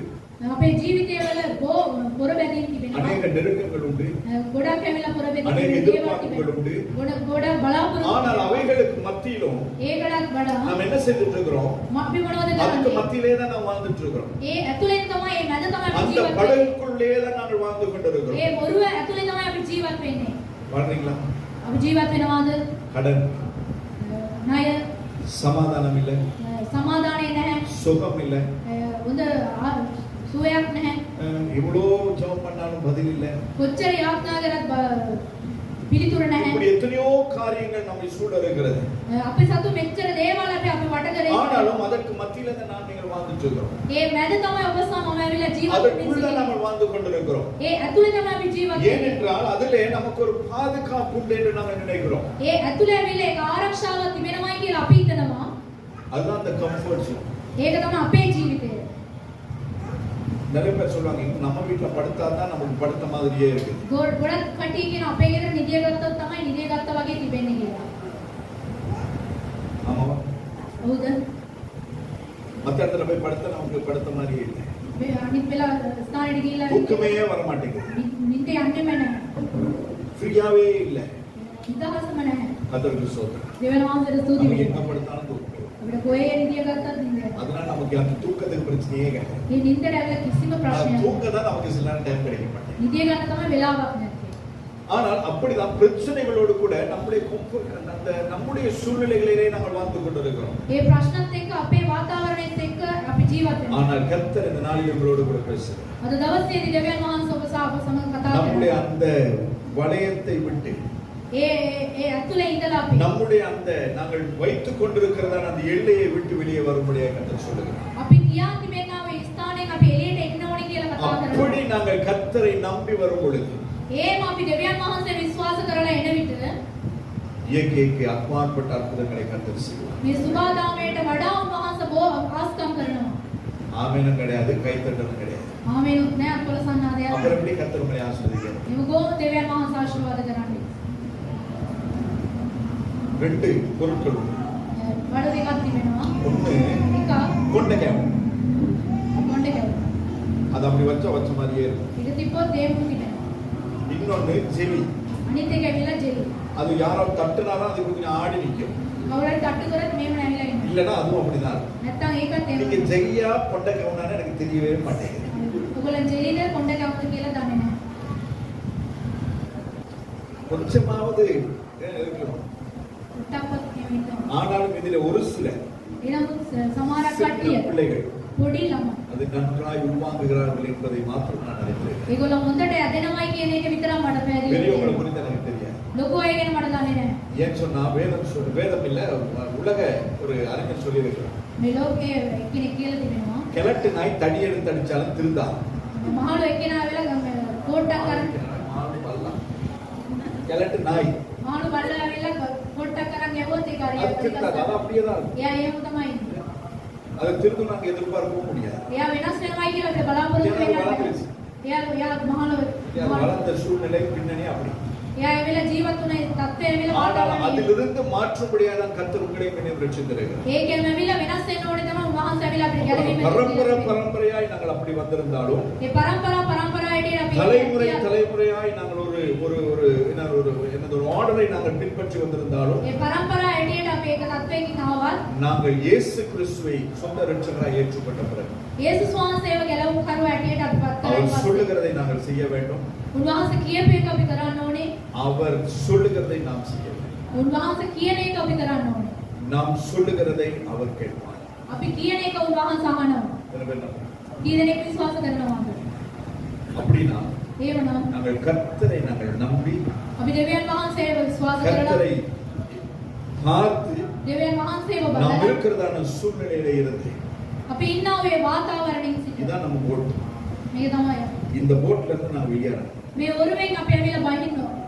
எத்தனை பேருக்கு இன்னைக்கு இந்த சூழ்நிலையை நான் இறங்குவேன்? කී දෙනෙක් කියනවද මම බහිනවයි කියලා? இறங்குறவங்களை கர்த்தர் ஆசீர்வதிப்பார். බහින්න කට්ටිය දෙවියන් වහන්සේ ආශිර්වාද කරනවා. இறங்குமா வேணாமான்னு யோசிக்கிறவங்களுக்கு ஆண்டவர் ஒன்றும் செய்ய முடியாது. බහිනවද නැද්ද කියන කල්පනා කරන කට්ටිය දෙවියන් වහන්සේ මොනවද කරන්න බෑ. හalleluya. அப்படி இறங்கினால் ඒව බැස්සන් ஆண்டவரை மாத்திரம் பார்த்து நாங்கள் நம்முடைய சூழ்நிலையில இருந்து வெளியிலே வந்தால் දෙවියන් වහන්සේව දැස බලලා අපි ඇවිල්ලා අපේ වාතාවරණය එළියට බැස්සන් පස්සේ கர்த்தர் அற்புதம் செய்வார். උන්වහන්සේ ආස්තම් කරනවා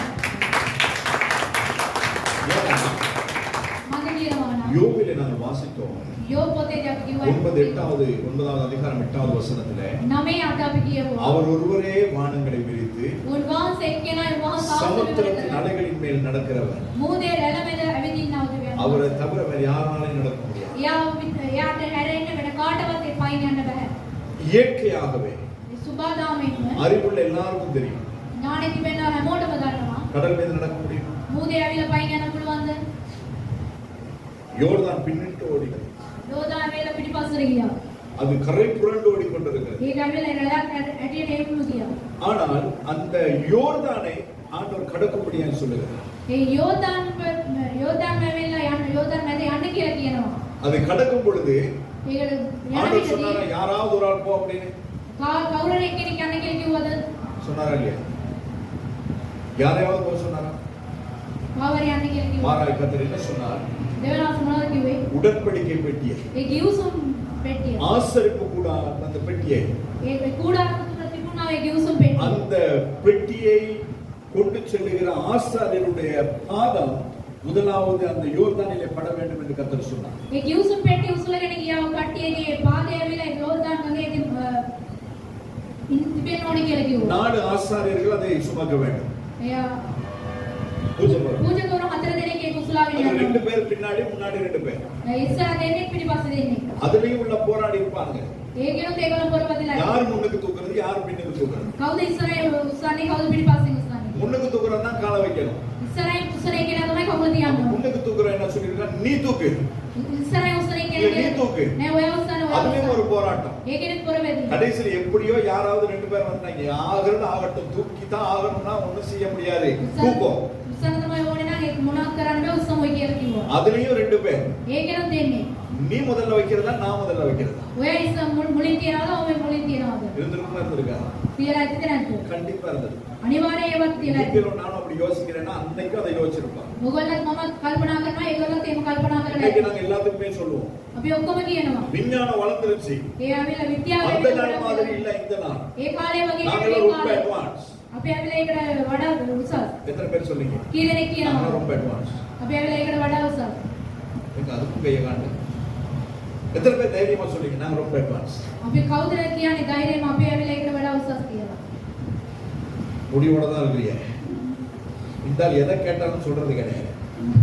මොනවා ඇව්වත් කියන්නේ නැහැ நல்லது சொன்னாலும் அதுக்கு ஏதாவது சொல்லுவோம், හොඳ கெட்டதை කාර්යයක් சொன்னாலும் அதுக்கு ஏதாவது சொல்லுவோம். නරක දේවල් அதனால කිව්වොත් அவனே பேசி அவனே முடிச்சிருக்கலாம். එයාම කතා කරලා එයාම ඉවර කරගන්න நல்ல தீர்மானம். හොඳ තීරණයක් உங்களுக்காக நான் கர்த்தருக்கு ஸ்தோத்திரம் செலுத்துகிறேன். දේව මහන්සියට ස්තුති அப்ப இந்த 2 பேரும் கூட முன்னுக்கு நின்று මේ දෙන්නම ඇවිල්ලා யார் ඉස්සරහින් முதலாவது வைக்கிறது? කවුද ඉස්සරහින් තියන්නේ நோயல் வைக்கிறதா, அசோக் வைக்கிறதா? මේ තියනවාද අසොත් තිබෙනවද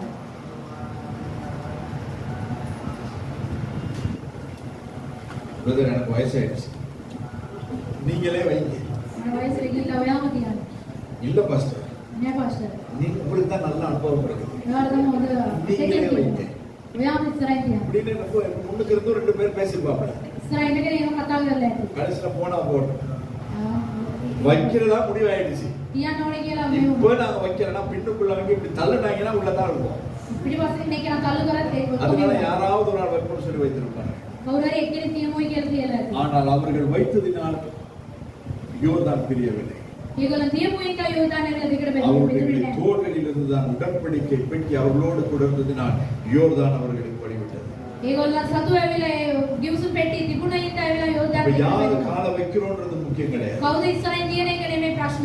காலை வைக்கும் பொழுது யார் நம்மோடு கூட இருந்தார்கள் என்பதுதான் முக்கியம். ඒ කකුල තියෙන විදිහදී අප සතු කවුද තිබුණේ? இந்த ඒක வானத்தையும் තමයි பூமியை ප්‍රශ්න. உண்டாக்கி சமுத்திரத்தை ஆளுகை செய்து நடத்துகிற தேவன் நம்மோடு கூட இருப்பாரானால் ආසපලෝ මවල ඇවිල්ලා මේ මූද පිට පයින් යනවා දෙවියන් වහන්සේ கடல் மீது நடந்தீரையா, கடும் புயல் அடக்கினீரே, கடல் மீது நடந்தீரையா, கடும் புயல் அதட்டினீரே. போயிட்டே இருக்க வேண்டியது. යන්න ඕනේ. ஏனென்று சொன்னால் என்னை வர சொன்னவர் இயேசு. මට එන්න කිව්වේ යේසුස් වහන්සේ. அவரால் அவருக்கென்று அவர் மூலமாய் உண்டாகினதான் இந்த சமுத்திரம். ඒක උන්වහන්සේගෙන් උන්වහන්සේටම මැවුම් ලබ්බව එක තමයි මේ මුහුද. இன்னைக்கு 29ஆம் தேதி. 29 වෙනිදා. நாளைக்கு ஒரு நாள் இருக்கிறது. එක දවසක් තිබෙනවා. அது முடிய புதிய மாதம் 7வது மாதம். ඒක ඉවර වුණායින් පස්සේ 7 වෙනි මාසෙ. அந்த 7வது மாதம் நமக்கு ஒரு இயற்கைக்கு அப்பாற்பட்ட அதிசயம் நம்முடைய வாழ்க்கையில நடக்க வேண்டும். ඒ 7 වෙනි මාසෙ ඇවිල්ලා මේ සුබදාමයට වැඩිය ஆண்டவருடைய வேதம் தெளிவாய் சொல்லுகிறது. දිව්‍ය මාසික වචනේ இன்று පැහැදිලි உங்களை කරනවා. பரிசுத்தப்படுத்துகிறேன். අද දවසේදී ඔයගොල්ලෝ පවිත්‍ර நாளைய කරගන්න. தினத்திலே நான் உங்களுக்கு அற்புதம் செய்வேன். හෙට දවසේදී මම ඔයගොල්ලන්ට ආස්කම් කරනවා. இன்னைக்கு உங்களை ஆயத்தப்படுத்துங்க. අද දවසේදී ඔයගොල්ලෝ கர்த்தர் සූදානම් எதை කරගන්න. சொன்னாலும் දෙවියන් වහන්සේ මොනවා அதை කිව්වද? செய்வேன் என்று சொல்லி ඒක කරනවායි அவரை කියනවා. மாத்திரம் பார்த்து உங்க கால்களை வைங்க. ඒක යා විතරක් බලලා ඔයගොල්ලන්ගේ කකුල් තියන්න. கடல் மீது கர்த்தர் நடக்க செய்யும். ඒ මූදු මිල උන්වහන්සේ පයින් යන්න සලසනවා. ஹalleluya. හලෙලූයා. இதுதான் நம்முடைய ඒක තමයි අපේ දෙවියන් වහන්සේ. தண்ணீர் மீது நடந்த பேதுரு ඒ ජල මැද ඇවිද්දා වූ පේත්‍රස්. அதன் மீது நடக்க சொன்ன இயேசுவை பார்க்காமல் ඒකට මැද පයින් යන්න කිව්වා වූ යේසුස් වහන්සේ බලන්නේ නැතුව அவன் காற்றை பார்த்து ඒක ඇවිල්ලා සුළඟ බලනවා. பார்த்த உடனே என்ன நடந்தது? ඒක බැලුවයින් පස්සේ මොනවද වෙන්නේ? என்னாச்சு? මොනවද උනේ? அவன் அமிழ்ந்து போனான். එයා ඇවිල්ලා ඇතුළට அவன் அமிழ ගිහින් மூழ்க ஆரம்பித்தான். එයා ඇවිල්ලා ගිලෙන්න පටන් அவரை ගත්තා. பார்த்து நடந்த பேதுரு கடல் மீது நடந்தான். එයා දෙස බලලා ගියා වූ පේත්‍රස් ඇවිල්ලා මූදු මැද எப்பொழுது ගියා. அவர் மீது இருந்தது அந்த போக்கஸ் கொஞ்சம் அப்படி திரும்பிச்சோ එයා බලන එක ඇවිල්ලා අපි වෙන පැත්ත බලනවාද? என்னாச்சு? මොනවද වෙන්නේ? அவன் மூழ்க ஆரம்பித்தான். එයා ගිලෙන්න පටන් ගත්තා. அதே போலதான் நம்முடைய வாழ்க்கை. ඒ වගේම තමයි අපේ ජීවිතේ. என்று நம்முடைய போக்கஸ் කවදද අපේ අර கர்த்தர் மீது இல்லாதபடி දෙවියන් වහන්සේව බලන්නේ නැතුව சம்பாத்தியம், අපි අම්බ කරන එක, படிப்பு, අපේ ඉගෙනීම, நம்முடைய எதிர்காலம், අපේ අනාගතය, நம்முடைய சேமிப்பு, අපේ ඇවිල්ලා රැස් කරන එක, நமக்கென்று வீடு, අපිට වෙනුවෙන් இதெல்லாம் தேவை. මේ ඔක්කොම ඕනේ.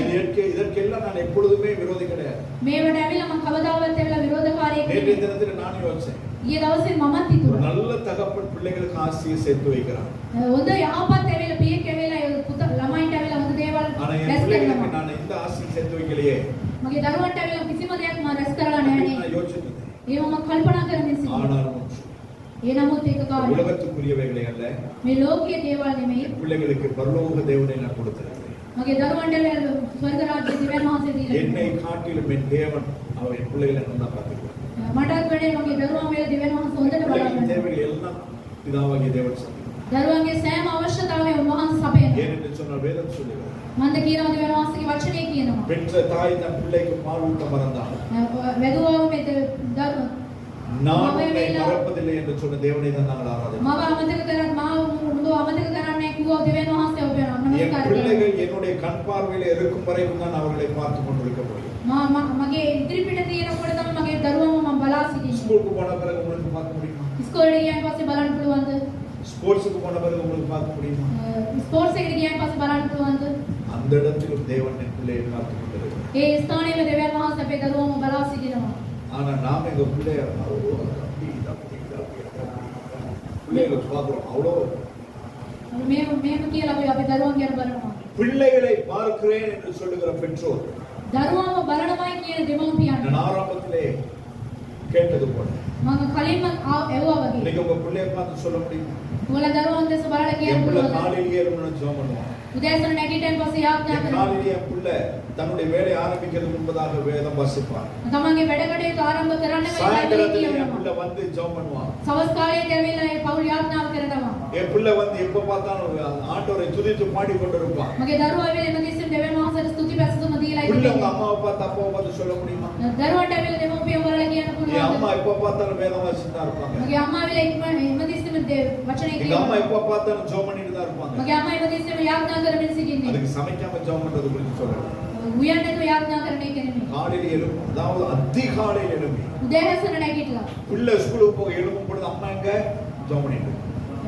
ඉස්කෝලේ යන්නට කලින් ඇවිල්ලා අම්මා යාඥා කරමින් සිටිනවා. அம்மா சமைச்சுக்கிட்டே ஸ்தோத்திரம் பண்ணிட்டு இருப்பாங்க. යා කැම උයගෙනම அம்மா குளிக்க போனாலும் உள்ள பாட்டு சத்தம் கேட்கும். අම්මා ඇවිල්ලා නාන්න ගියත් ගීතිකා එනවා. சொல்ல முடியுமா? කියන්න පුළුවන්ද? அப்படி இல்லைன்னு சொன்னா இன்னும் நீங்க அந்த ஸ்தானத்துக்கு வரணும். එහෙම නැත්නම් ඒ ඔයගොල්ලෝ ඒ ස්ථානයට ඇවිල්ලා නැහැ. அந்த சாட்சி உங்கள் வாழ்க்கையில் உண்டா? ඒ සාක්ෂිය ඇවිල්ලා අපේ ජීවිතේ තිබෙන්න ඕන. அந்த சாட்சி இல்லாதவர்கள் நீங்க கிறிஸ்தவங்களே கிடையாது. ඒ සාක්ෂිය නැත්නම් ඔයගොල්ලෝ ක්‍රිස්තියානිම නෙමෙයි. வீட்டிலே உங்களை குறித்த சாட்சி இருக்கிறது. මේ ගෙදර ඇවිල්ලා ඔයගොල්ලෝ සතු ඒ සාක්ෂිය තිබෙන්න ඕන. கடந்த வாரத்திலே ஒரு அமெரிக்கன் பயிற்சிக்கு போகும்படியாக கர்த்தர் எனக்கு ஒரு வாய்ப்பை கொடுத்தார். அங்க போக வேண்டியதான கட்டாயம் நான் போனேன். පසුගිය සතියේදී මම ස්ථානයට යන්න போய் அங்கு அமர்ந்திருக்கும் பொழுது அந்த டைரக்டர் பார்க்கும்படி டைரக்டர் ஆபரேஷன்ஸ் பார்க்கும்படி அமர்ந்திருக்கும் பொழுது එයා බලන්න ඇවිල්ලා මම ස්ථානේ වාඩි වෙලා සිටිනකොට ஒரு தரிசனத்தை கண்டேன். එක දර්ශනයක් මම දැක්කා. வானம் திறக்கிறதையும் ආස ඇවිල්ලා විවර වෙන එකයි ஒரு கூட்ட தூதர்கள் ඒක සේනාවක් எக்காலம் ஊதுகிறதையும் கண்டேன். වරණේ සත්‍ය ආස අන්න නාද කරන එකක් මම දැක්කා. நம்புறீங்களா? විශ්වාස කරනවාද? ஏன்னா நான் காணல. මම දැක්කේ නෑ. ஏன்னா நீங்க சொன்ன வியூவிங் அப்போ இப்போ மாஸ்டர் தரிசனம் எல்லாம் காண்றோறியா? පාස්ටර් ඇවිල්ලා දර්ශනයම දකින්නවා. தரிசனம் காணவில்லை. දර්ශනේ දැක්කේ නෑ. மாறாய் ஆவியானவரோட கூட பேசு. ආත්මයන් වහන්සේ මා සමග කතා කරා. அவரோட கூட பேசு. ඇත්තටම කතා කරා. நான் போன வேலை முடிஞ்சது. මම ගියා ඒ කාර්යය ඉවර වුණා. அவரோட சொன்னேன். එයාට මම කිව්වා உங்களை பார்த்த நாளில் இருந்து நான் உங்களுக்காக சொல்லிக்கிறேன். ඔයාව දැකපු දවසේ ඉඳලා මම ඔයාව වෙනුවෙන් යාඥා කරනවා. இந்த காரியங்கள் கர்த்தர் சொல்லுகிறார். මෙවැනි දේවල් ඇවිල්ලා දෙවියන් இந்த වහන්සේ காரியங்கள் அப்படின்னு சொல்லி சில காரியங்களை சொல்லும்படியாக கர்த்தர். මෙවැනි දේවල් කියලා මම යාත් එක්ක කතා කරා. அப்ப அவருடைய குடும்பம் அவருடைய குடும்ப பின்னணி அவருடைய வாழ்க்கையை குறித்து அவர் உங்களோட பேசு. එයාගේ පෞල් ජීවිතය එයාගේ තත්ත්වය ඇවිල්ලා එයා මාත් එක්ක කතා කරා. காரணம் என்ன? මොනවද හේතුව? எப்பொழுதும் ஆவியானவரோடு கூட பேசுகிறார். හැම වෙලාවෙම උන්වහන්සේ ආත්මයන් වහන්සේ මාත් யாரோட එක්ක කතා කරා. பேசணும், எங்க போகணும், எங்க வரணும், இதை கர்த்தர் நம்ம எனக்கு சொல்லுகிறார். කාත් එක්කද කතා කරන්න ඕනේ කොහෙද යන්න ඕනේ කියලා මේක ආත්මයන් அந்த වහන්සේ ஸ்தானத்துக்கு කතා நீங்கள் வர කරනවා. வேண்டுமானால் ඒ ස්ථානෙට ඔයගොල්ලෝ එන්න ඕනේ නම් தேவனோடு கூட ஒரு நேரத்தை செலவழிக்கணும். දෙවියන් වහන්සේත් එක්ක ඒ වේලාව ඇවිල්ලා ගත කරන්න ඕනේ. செலவழிக்கணும். ඒව ගත எப்படா කරනවා. டைம் கிடைக்கிறது பார்க்கறது போன மாட்டோம். කොයි වෙලාවද වෙලාවක් එන්නේ කියලා බලනවා ෆෝන් එක ඔබ. முன்ன பார்த்துருக்கீங்களா? ரிசீவ் வைக்க பலகை විලි ඇවිල්ලා වදිනවා. பார்த்துருக்கீங்களா? பலகை இப்படி வச்சு විලි කැලක් මෙහෙම ஒரு තියලා எடுத்து இப்படி சீவாங்க. මෙහෙම ඇවිල්ලා එම ඌරනවා. இப்போ அது கிடையாது. இப்போ மெஷின்ல போட்டா அது பாட்டுக்கு சீவி வந்துடுது. මැෂින් එකට දැම්මයින් පස්සේ ඔක්කොම அதுக்கு பதிலாக நம்ம கையில இருக்கு. எப்போ பார்த்தாலும் சீவிட்டே இருக்கிறது வச்சு අපේ අතින් ඇවිල්ලා ඔබ වෙනවා. இங்கிட்டு செய்வது இங்கிட்டு செய்வது මේ පැත්තේ ඇවිල්ලා அது මේ ஹீட் පැත්තට. பண்றது.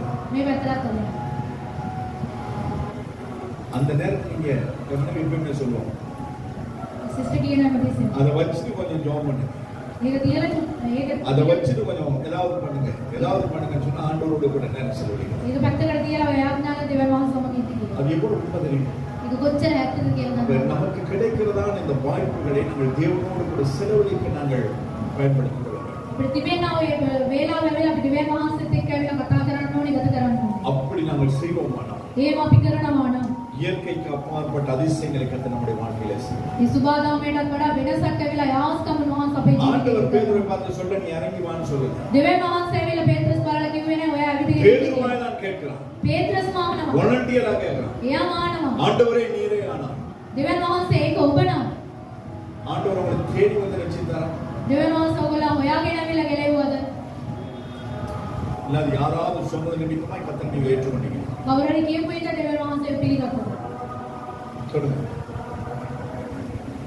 எப்படியோ நாங்கள் ரட்சிக்கப்பட்டோம். කොහොමද අපි ගැලෙන්න ලැබුවා? ஆனால் ரட்சிக்கப்பட்ட நீங்கள் ගැලෙන්න ලැබුවා අපි கர்த்தர் உங்களை ரட்சித்தார். දෙවියන් වහන්සේ கர்த்தர் ගැලෙන්න உங்கள் வாழ்க்கையில சொந்த ரட்சகராய் ஏற்றுக்கொண்டிருக்கிறீர்கள். ස්වාමීන් වහන්සේ ඇවිල්ලා ගැලවුම් කරුවෙක් அப்ப කියලා அந்த ரட்சகர் சொல்லுகிறதை ඒ ගැලවුම් කරුවාණන් වහන්සේ කියන එක நீங்க கேக்குறீங்களா? උගලානවද? அப்ப அவர்தான் என்னுடைய ரட்சகராய் இருப்பாரானால் උන්වහන්සේ අපගේ ගැලවුම් කරුවාණන් වහන්සේ அப்ப அந்த ரட்சகரை நீங்கள் சார்ந்திருக்கிறீங்களா?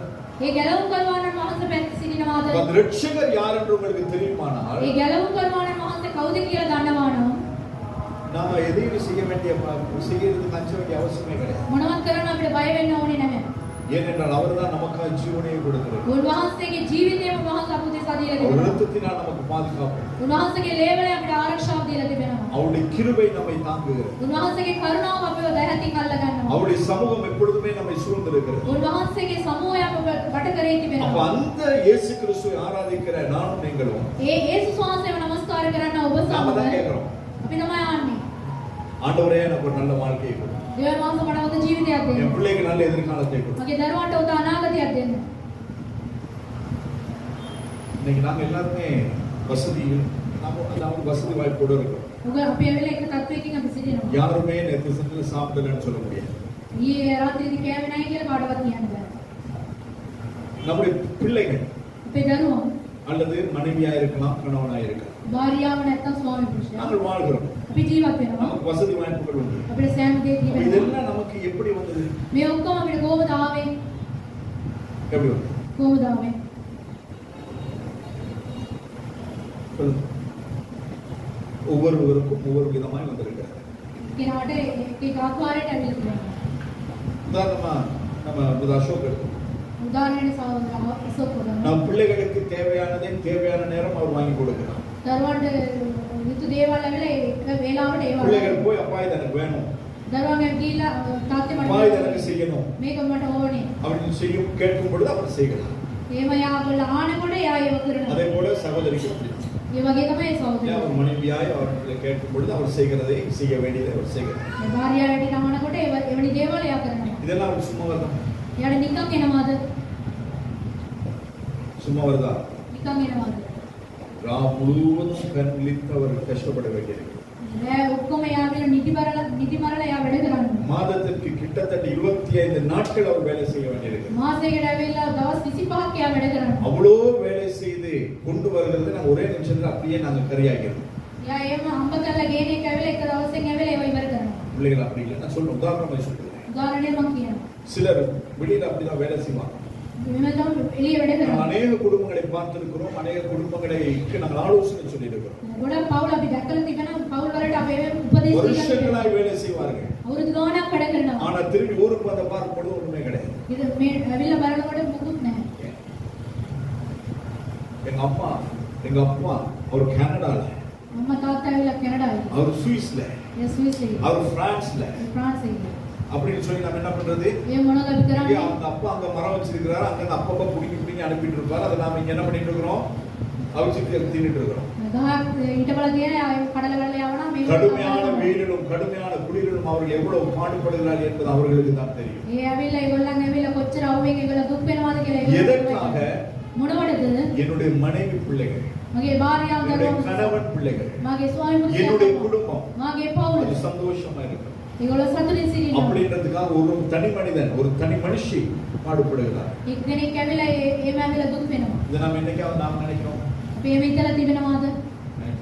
ரொம்ப பேர் நினைக்கிறது. ගොඩක් කට්ටිය එහෙම හිතන්නේ.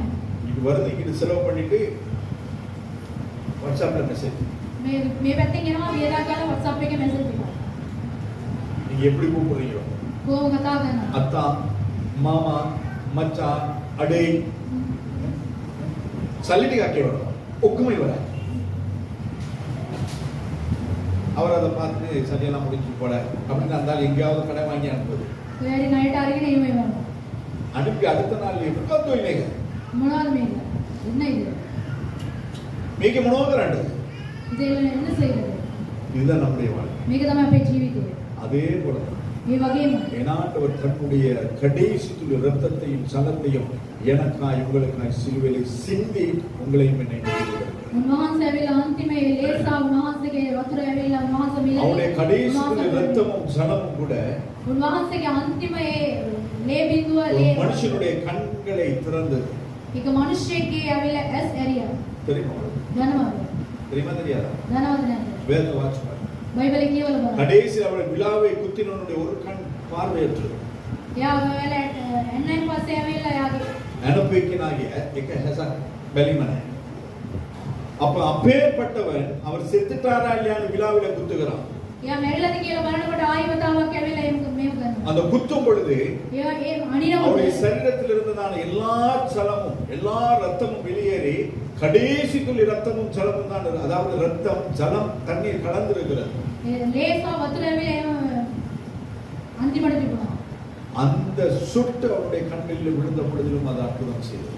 ඒ බින්ද ඇවිල්ලා එයාගේ හැඩ වැටුණායින් පස්සේ එයාට ඇවිල්ලා இதுதான் நானும் நீங்களும் ஆராதிக்கிற இயேசு கிறிஸ்து. ඒක තමයි ඔබ සමම නමස්කාර කරන්න උදවියන් වහන්සේ. அவர் மரித்தும் நமக்கு அற்புதம் செய்தார். උන්වහන්සේ මැරිලට අපිට ආස්කම් அவர் දෙනවා. மரிக்கும் பொழுதும் நம்முடைய பாவங்களை மன்னித்தார். උන්වහන්සේ මැරෙන වෙලාවෙත් උන්වහන්සේ අපගේ පව් அவருக்கு කමා என்ன කරනවා. செய்வது? අපි මොනවද කරන්නේ උන්වහන්සේ උදෙසා? நாம தான் கேட்கணும். අපි තමයි අහන්න ඕනේ. நாம தான் ஆண்டவருக்கு சொல்றோம். අපි තමයි දෙවියන් වහන්සේ. ஆண்டவரே நான் உமக்கு இதை செய்கிறேன். මම මේක ஆண்டவரே උන්වහන්සේ நான் உமக்கு කරනවා. அதை செய்கிறேன். මම මේක උන්වහන්සේ ஆண்டவரே நான் කරනවා. உமக்கு இதை தருகிறேன். මේක මම දෙන්නම්. ஆண்டவரே நான் உமக்கு அதை கொடுக்கிறேன். මේක මම උන්වහන්සේට දෙන්නම්. இன்னைக்கு என்ன கொடுத்துருக்கோம்? මොනවද දීලා තිබෙන්නේ? அண்ணாளுக்கு பிள்ளையே கிடையாது. අන්නාට ඇවිල්ලා දරුවම නැහැ. ஆனால் அவள் தேவனிடத்தில் ஒரு பிள்ளையை கேட்டார். දෙවියන් වහන්සේගෙන් දරුවෙක් ඉල්ලුවා. பிள்ளையை கேட்கும் பொழுது அவர் பொருத்தனை பண்ணினார். ඒ දරුවන් ඉල්ලනකොට පොරොන්දුවක් දුන්නා. பிள்ளை பிறந்தவுடன் அந்த பொருத்தனை நிறைவேற்றி. ඒ දරුවන් ඉපදුනායින් පස්සේ ඒ පොරොන්දුව ඉෂ්ට කරා. நம்ம எத்தனை பேர் பொருத்தனை பண்ணிருக்கோம்? කී දෙනෙක් පොරොන්දු වුණාද? எத்தனை பேர் ஒண்ணுமே இல்லாம இருக்கின்ற நேரத்தில் கர்த்தரிடத்தில் கேட்டது? මොනවත් නැති වෙලාවදී අපි උන්වහන්සේගේ ආහාර ඇතිද? நம்முடைய ஜெபத்தை கேட்டு நம்முடைய கதறுதலை கேட்டு கர்த்தர் எவ்வளவாய் நம்மை ஆசீர்வதித்து வைத்திருக்கிறார். උන්වහන්සේ අපගේ යාඥාවල උන්වහන්සේගේ අපගේ කඳුල දැකලා උන්වහන්සේ උත්තර நீங்கள் அந்த දීලා. கர்த்தருக்கு என்ன செய்து கொண்டிருக்கிறீர்கள்? අපි දෙවියන් වහන්සේට මොනවද කරලා තිබෙනවද? கர்த்தர் நம்மை என்ன செய்யும்? අපි දෙවියන් වහන්සේට මොනවද කරලා තිබෙනවද? இன்றைய நாளிலே நான் உங்களுக்கு ஒரு காரியத்தை சொல்லுகிறேன். අද දවසේදී මම එක කාර්යයක් ඔයගොල්ලන්ට කියනවා. நீங்கள் கர்த்தரை நம்பி ඔයගොල්ලන් දෙවියන් වහන්සේව විශ්වාස நீங்கள் කරලා. சூழலை பார்க்காதபடி ඔයගොල්ලෝ වාතාවරණය බලන්න. பிரச்சனைகளை මේ பார்க்காதபடி ප්‍රශ්න දෙස බලන්න. கர்த்தர் ஒருவரை மாத்திரம் பார்த்து දෙවියන් වහන්සේ කෙනෙක් நீங்கள் විතර இருக்கிற බලන්න. அந்த உங்களுடைய அந்த கம்ஃபர்ட் ஜோனை விட்டு ඔයගොල්ලන් ඉන්නා ඔය ජීවිතය அதாவது ඔයගොල්ලන් உங்களுடைய அந்த பாதுகாப்பென்று நினைக்கிற அந்த பாதுகாப்பு வளையத்தை விட்டு ඕගොල්ලන්ට ඒ ආරක්ෂාව කියලා හිතන ඒ ආරක්ෂාවෙන් එළියට கர்த்தரை අවිලා. நம்பி நீங்க கால வைங்க. දෙවියන් වහන්සේව විශ්වාස කරලා පාදේ තියන්න. கர்த்தர் உங்களை அற்புதமாய் நடத்துவார். දෙවියන් වහන්සේ ඔයගොල්ලන් ආස්කම් නැතුව ඔයගොල්ලන් මඟ පෙන්නනවා. ஹalleluya. හalleluya. அப்படிதான் கர்த்தர் இன்று வரையிலும் என்னையும் என் குடும்பத்தை நடத்தி வருகிறார். අද වෙනතුරු උන්වහන්සේ අපව අපගේ පවුල උන්වහන්සේ අරගෙන යනවා. வனாந்தரத்தின் பாதை இருந்தது. වනාන්තරයේ ජීවිතය තිබුණා. இன்னும் வனாந்தரத்திலே போய் கொண்டிருக்கிறோம். අදත් අපි ඇවිල්ලා මේ වනාන්තර ජීවිතය තමයි ගමන් කරන්නේ. கானானை கர்த்தர் வாக்கு பண்ணியிருக்கிறார். ඒ කානාන් දේශයේ උන්වහන්සේ ඇවිල්ලා පොරොන්දු දීලා තිබෙනවා. அதாவது பூமியிலே ஆசீர்வாதமாய் வாழ்வதை குறித்து நான் சொல்லவில்லை. ඒ පොළවේ ඇවිල්ලා අපි ආස්කම් නැතුව ජීවත් වෙන එක නෙමෙයි. இதையும் தாண்டி நமக்கு ஒரு வாழ்க்கை உண்டு. මේකටත් වඩා අපිට එක ජීවිතයක් அது තිබෙනවා. தேவனோடு கூட வாழ்கிற வாழ்க்கை. ඒ දෙවියන් වහන්සේ සමග ජීවත් වෙන්න ඔය அந்த ජීවිතය. இடத்துல வேதம் சொல்லுகிறது. ඒ දෙවියන් වහන්සේ කියනවා වචනේ கண்ணீரும் இல்லை, කියනවා. கவலையும் இல்லை. ඒ කඳුල සානය දුක් නැහැ. வியாதியும் இல்லை, பசியும் இல்லை. ඒ துக்கம் இல்லை. දුක නැහැ ස්ථානයේදී. 24/7 லைஃப் டைம் ஆண்டவரை ஆராதிச்சு அவரோடு கூட இருக்கிறார். අපි ඇවිල්ලා එම වෙලාවට උන්වහන්සේව නමස්කාර කරගෙන උන්වහන්සේ සමගම සිටින්න පුළුවන්. அப்ப அந்த வாழ்க்கையை நாம் பார்ப்போம்னு சொன்னா, ඒ ජීවිතය අපි බලන්න ඕනේ නම්, அந்த ஸ்தானத்தை நாங்கள் பார்ப்போம்னு சொன்னா, ඒ ස්ථානය අපි බලනවා නම් இந்த பாடுகள் நம்மை ஒன்றுமே செய்யவில்லை. මේ දේවල් ඇවිල්ලා අපිට මොනවත් කරන්න බෑ. என் ஆண்டவர் சிங்காசனத்தை விட்டு பூமிக்கு கடந்து வந்தார். උන්වහන්සේගේ සිංහාසනය අතහැරලා උන්වහන්සේ අපව උදෙසා அவருக்கென்று வைத்திருக்கிற மகிமையை அவர் பார்த்தார். උන්වහන්සේ උදෙසා තිබ්බ ඔය මහිමේ උන්වහන්සේ බලන්න. அதனால் இந்த மரண வாழ்க்கை அவருக்கு எதுவுமே பண்ண முடியல. මේ මරණීය ජීවිතය ඇවිල්ලා කිසිම දෙයක් යාට කරන්න බැරි වුණා. ஹalleluya. හලෙලූයා. எனவே நமக்கு சொற்ப நாட்கள் நம்முடைய வாழ்க்கையில வருகிற போராட்டங்கள், பிரச்சனைகள், வேதனைகள் අපිට තිබෙනා මේ දුක් කරදර මේ ටික දවසේ இது எதுவுமே நிரந்தரமானது கிடையாது. මේක ඇවිල්ලා කවදාවත් නිරන්තර எல்லாமே වේලාවක් தற்காலிகமானது. මේක ඇවිල්ලා తాවකාලිකයි. இதுவரை நம்மை கர்த்தர் வாழ வைத்திருக்கிறார்கள். අද වනතුරු උන්වහන්සේගේ ජීවිතය අපිට දීලා තිබෙනවා. இதுவரை நம்முடைய வாழ்க்கையில குறைவு இருந்தது, අඩුපාඩුකම් තිබුණා. தேவைகள் இருந்தது, බොහෝ අවශ්‍යතාවය තිබුණා. எதிர்பார்ப்புகள் இருந்தது, බලාපොරොත්තු இன்றும் තිබුණා. இருக்கிறது. අදත් තිබෙනවා. நேற்றைய தின கர்த்தர் நம்மை நடத்தினாரா? ඊයේ දවසේදී උන්වහන්සේ අපිට මඟ පෙන්වුවාද? இதுவரை நம்ம நடத்தி வருகிறாரா? උන්වහන්සේ අද වෙනතුරු මඟ පෙන්වලා රැගෙන එමින් තිබෙනවාද? තව වෙනතුරු උන්වහන්සේ රැගෙන அவரை එනවා. மாத்திரம் சார்ந்து උන්වහන්සේ පමණක් வசனம் சொல்லுகிற பிரகாரம் වචනේ කියන පරිදි காற்று பலமாய் இருக்கிறதை கண்டு ඒ ඇවිල්ලා ඒ මූදේ තිබෙනා උලඟ පය වෙලා அமிழ்ந்து போகையில் ඒ ගිලී යන ஆண்டவரே என்னை ரட்சியும் என்று கூப்பிட்டார். දෙවියන් වහන්සේ මට ගැලවීම දෙන්න කියලා උන්වහන්සේ පේත්‍රස් மூழ்கி කිව්වා. போகும் பொழுது ඒ ගිලිලා යනකොට பெரிய ஜெபம் ஏதாவது பண்ணானா? ලොකුට මොනවද කරාද? ආස පුලව මම පාලනය කරන්නා වූ මගේ දිව්‍යන් වහන්සේ வானம் பூமியை சிருஷ்டித்து ஆளுகை செய்கிற என்னுடைய தேவனே அப்படியே ஜோம்னாப்ல එහෙමද යා යාඥා කරේ அப்படி சொல்லியிருந்தா மூழ்கியே போயிருப்பான். එහෙම කියලා තියෙනවා යා එහෙම කිලිලා ஆசை போல மவான்னு ஒரு தடவை போயிட்டு வந்திருப்பாப்ல. வானம் එහෙම ආසවල කියනකොට යා එක සැරයක් வானனை கரெக்டா திவ்ய மார்ச் என்றால ரெண்டாவது தடவை போயிட்டு வந்திருப்பாப்ல.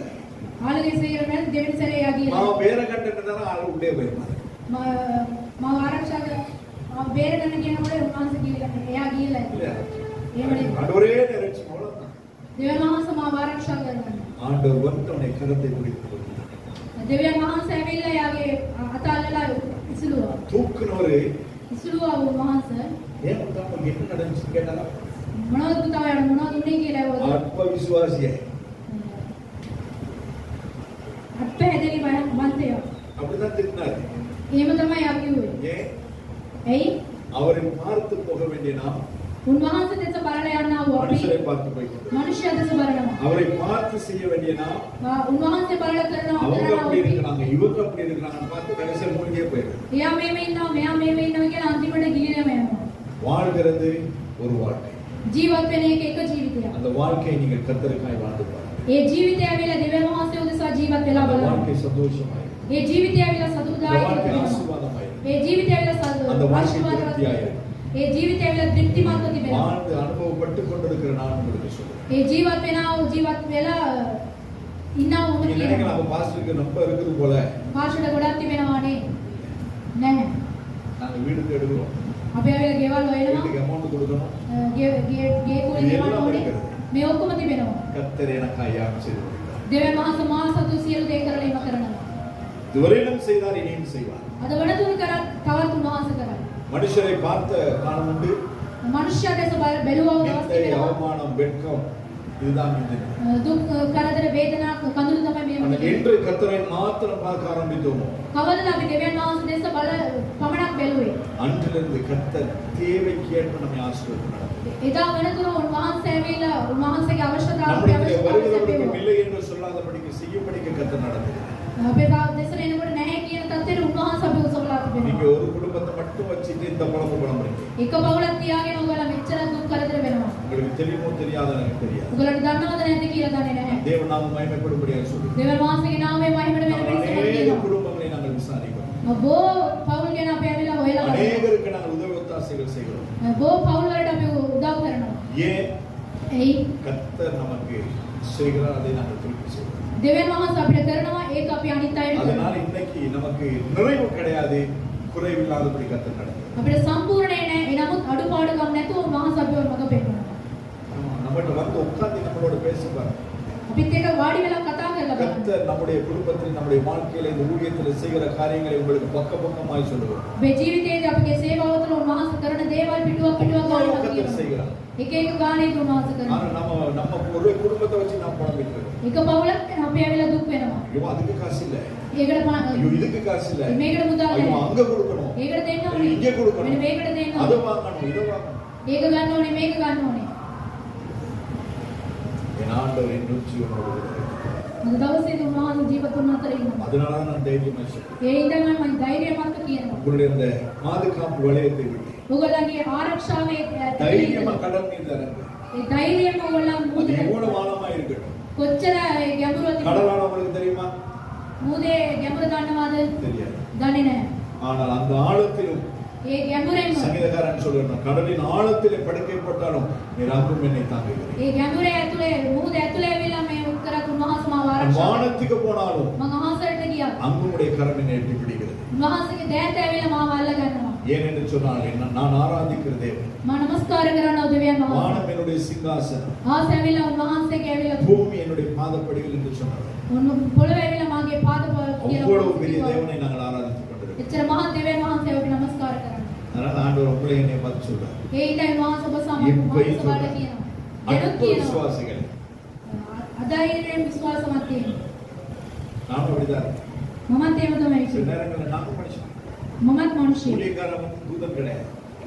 සේවකයා ඇවිල්ලා දූතයෙක් නෙමෙයි ஆனாலும் கர்த்தர் இந்த காலையில் என்னை பலப்படுத்தினதுனால நான் நம்மளோடு கூட பேசுறேன். අද දවසේදී උන්වහන්සේ මාව බලවත් කරපු නිසා මම ඔයගලන්ට කතා கர்த்தர் කරනවා எனக்காய் யாவையும் செய்து கொடுத்தார். උන්වහන්සේ මාව දෙස සියලු දේ කළ තිබෙනවා நம்பத்தக்கவர் நீர் ஒருவர் தானே, உண்மையுள்ளவர் நீர் ஒருவர் தானே, பொய் சொல்லிட மனிதன் அல்ல, மனம் மாறிட மனு புத்திரன் அல்ல, சொன்னதை செய்பவர் யாரும் இல்லை, நீர் செய்வதை தடுப்பவர் யாரும் இல்லை.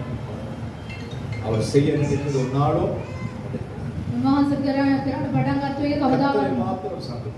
දෙවියන් වහන්සේ පමණම කල්ලා கர்த்தர் ගන්නවා. நமக்காக யாரும் செய்வார். උන්වහන්සේ අපෝදෙස සියලු දේ කරලා නිම කරනවා. அக்கம் பக்கம் பார்க்காத. මේ පැත්තේ මේ පැත්තේ බලන්න එපා. நீ முடிந்த அளவு கர்த்தரையே சார்ந்து, முடிந்த அளவில் கர்த்தரையே சார்ந்து. උන්වහන්සේ දැස බල පමණක් බලා සිටින්න. கர்த்தர் நமக்காக யாரும் செய்வார். උන්වහන්සේ අපෝදෙස සියලු දේ කරලා නිම කරනවා. இன்னும் கஷ்டம், ගොඩක් ප්‍රශ්න. இன்னும் தேவை, තවත් අවශ්‍යතාවය இன்னும் තිබෙනවා. பிரச்சனைகள், තවත් ප්‍රශ්න තිබෙනවා. இன்னும் போராட்டங்கள், තවත් පොරබැදීම් இன்னும் තිබෙනවා. பலவீனங்கள் තවත් බැලහිනකම් இருக்கிறதா? තිබෙනවා තමයි. ஸ்தோத்திரம் பண்ணுங்க. ස්තුතිවන්ත වෙන්න. அதுக்கு மத்தியிலே கர்த்தர் அனுமதிச்சு. ඒක මැදත් උන්වහන්සේ ආස්කම් කරනවා. இதான் நம்முடைய ඒක තමයි අපේ දෙවියන් වහන්සේ. முழுசா நம்பி இறங்கிடும். උන්වහන්සේ විශ්වාස කරනවා. கிடையாது. ටිකක් නෙමෙයි. ஐயோ, என் பிள்ளைய கொடுத்துட்டு என்ன ஆகுது? මගේ දරුවන් තුනයි පස්සේ මොනවද වෙන්නේ? கொடுத்துப்பார் சாமுவேலை போல கர்த்தர் மாட்டார். දීලා බලන්න සාමුවෙල් වගේ උන්වහන්සේ වෙනස් කරයි. கொடுத்துட்டு எடுத்துட்டான். දීලා ගත්තයින් පස්සේ நான் சிம்சோனை போலதான். සිම්සොන් වගේ තමයි වෙන්නේ. எனவே கர்த்தர் சொல்லுகிற விதமாய் உங்கள் பிள்ளைகளை நடத்துங்கள். දෙවියන් වහන්සේ කියන ආකාරයට ඔයගොල්ලන්ගේ දරුවෝ වදන්න. தேவன் எதிர்பார்க்கிற விதமாய் உங்கள் வாழ்க்கையை மாற்றிக் கொள்ளுங்கள். දෙවියන් වහන්සේ බලාපොරොත්තු වෙන ආකාරයට ඔබ අපගේ ජීවිතය වෙනස් உலகத்துக்கு කරනවා. ஒத்த வேஷம் தரிக்க வேண்டாம். මේ ලෝකයට එක ජීවත් වෙන්න. அது கர்த்தருக்கு பிரியமில்லை. ඒක දෙවියන් වහන්සේට ප්‍රිය ஐயோ, නැහැ. அவங்க பாப்பாங்களே, එයා බලනවානේ. இவங்க பாப்பாங்களே, මෙයා බලනවානේ. அவங்க ஏதோ சொல்லுவாங்களே, එයා මේක இது ஏன் බලනවා. சகோதரனுடைய குடும்பமாச்சே, මගේ සහෝදරයාගේ පවුල නෙමෙයි. ஐயோ இது என் மாமாவாச்சே, මගේ මාමානේ. ஒருதன் வரமாட்டான். කවුරුත් එන්නේ නැහැ.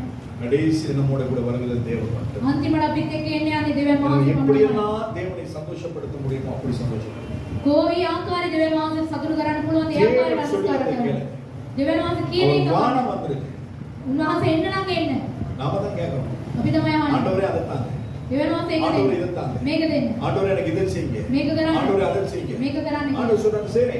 දෙවියන් වහන්සේ කියනවා කරන්න. ඉන්න. வந்துடணும். அதை விட்டு மறுபடியும் விட்டு வந்த எகிப்தை நோக்கி பார்க்கப்படாது.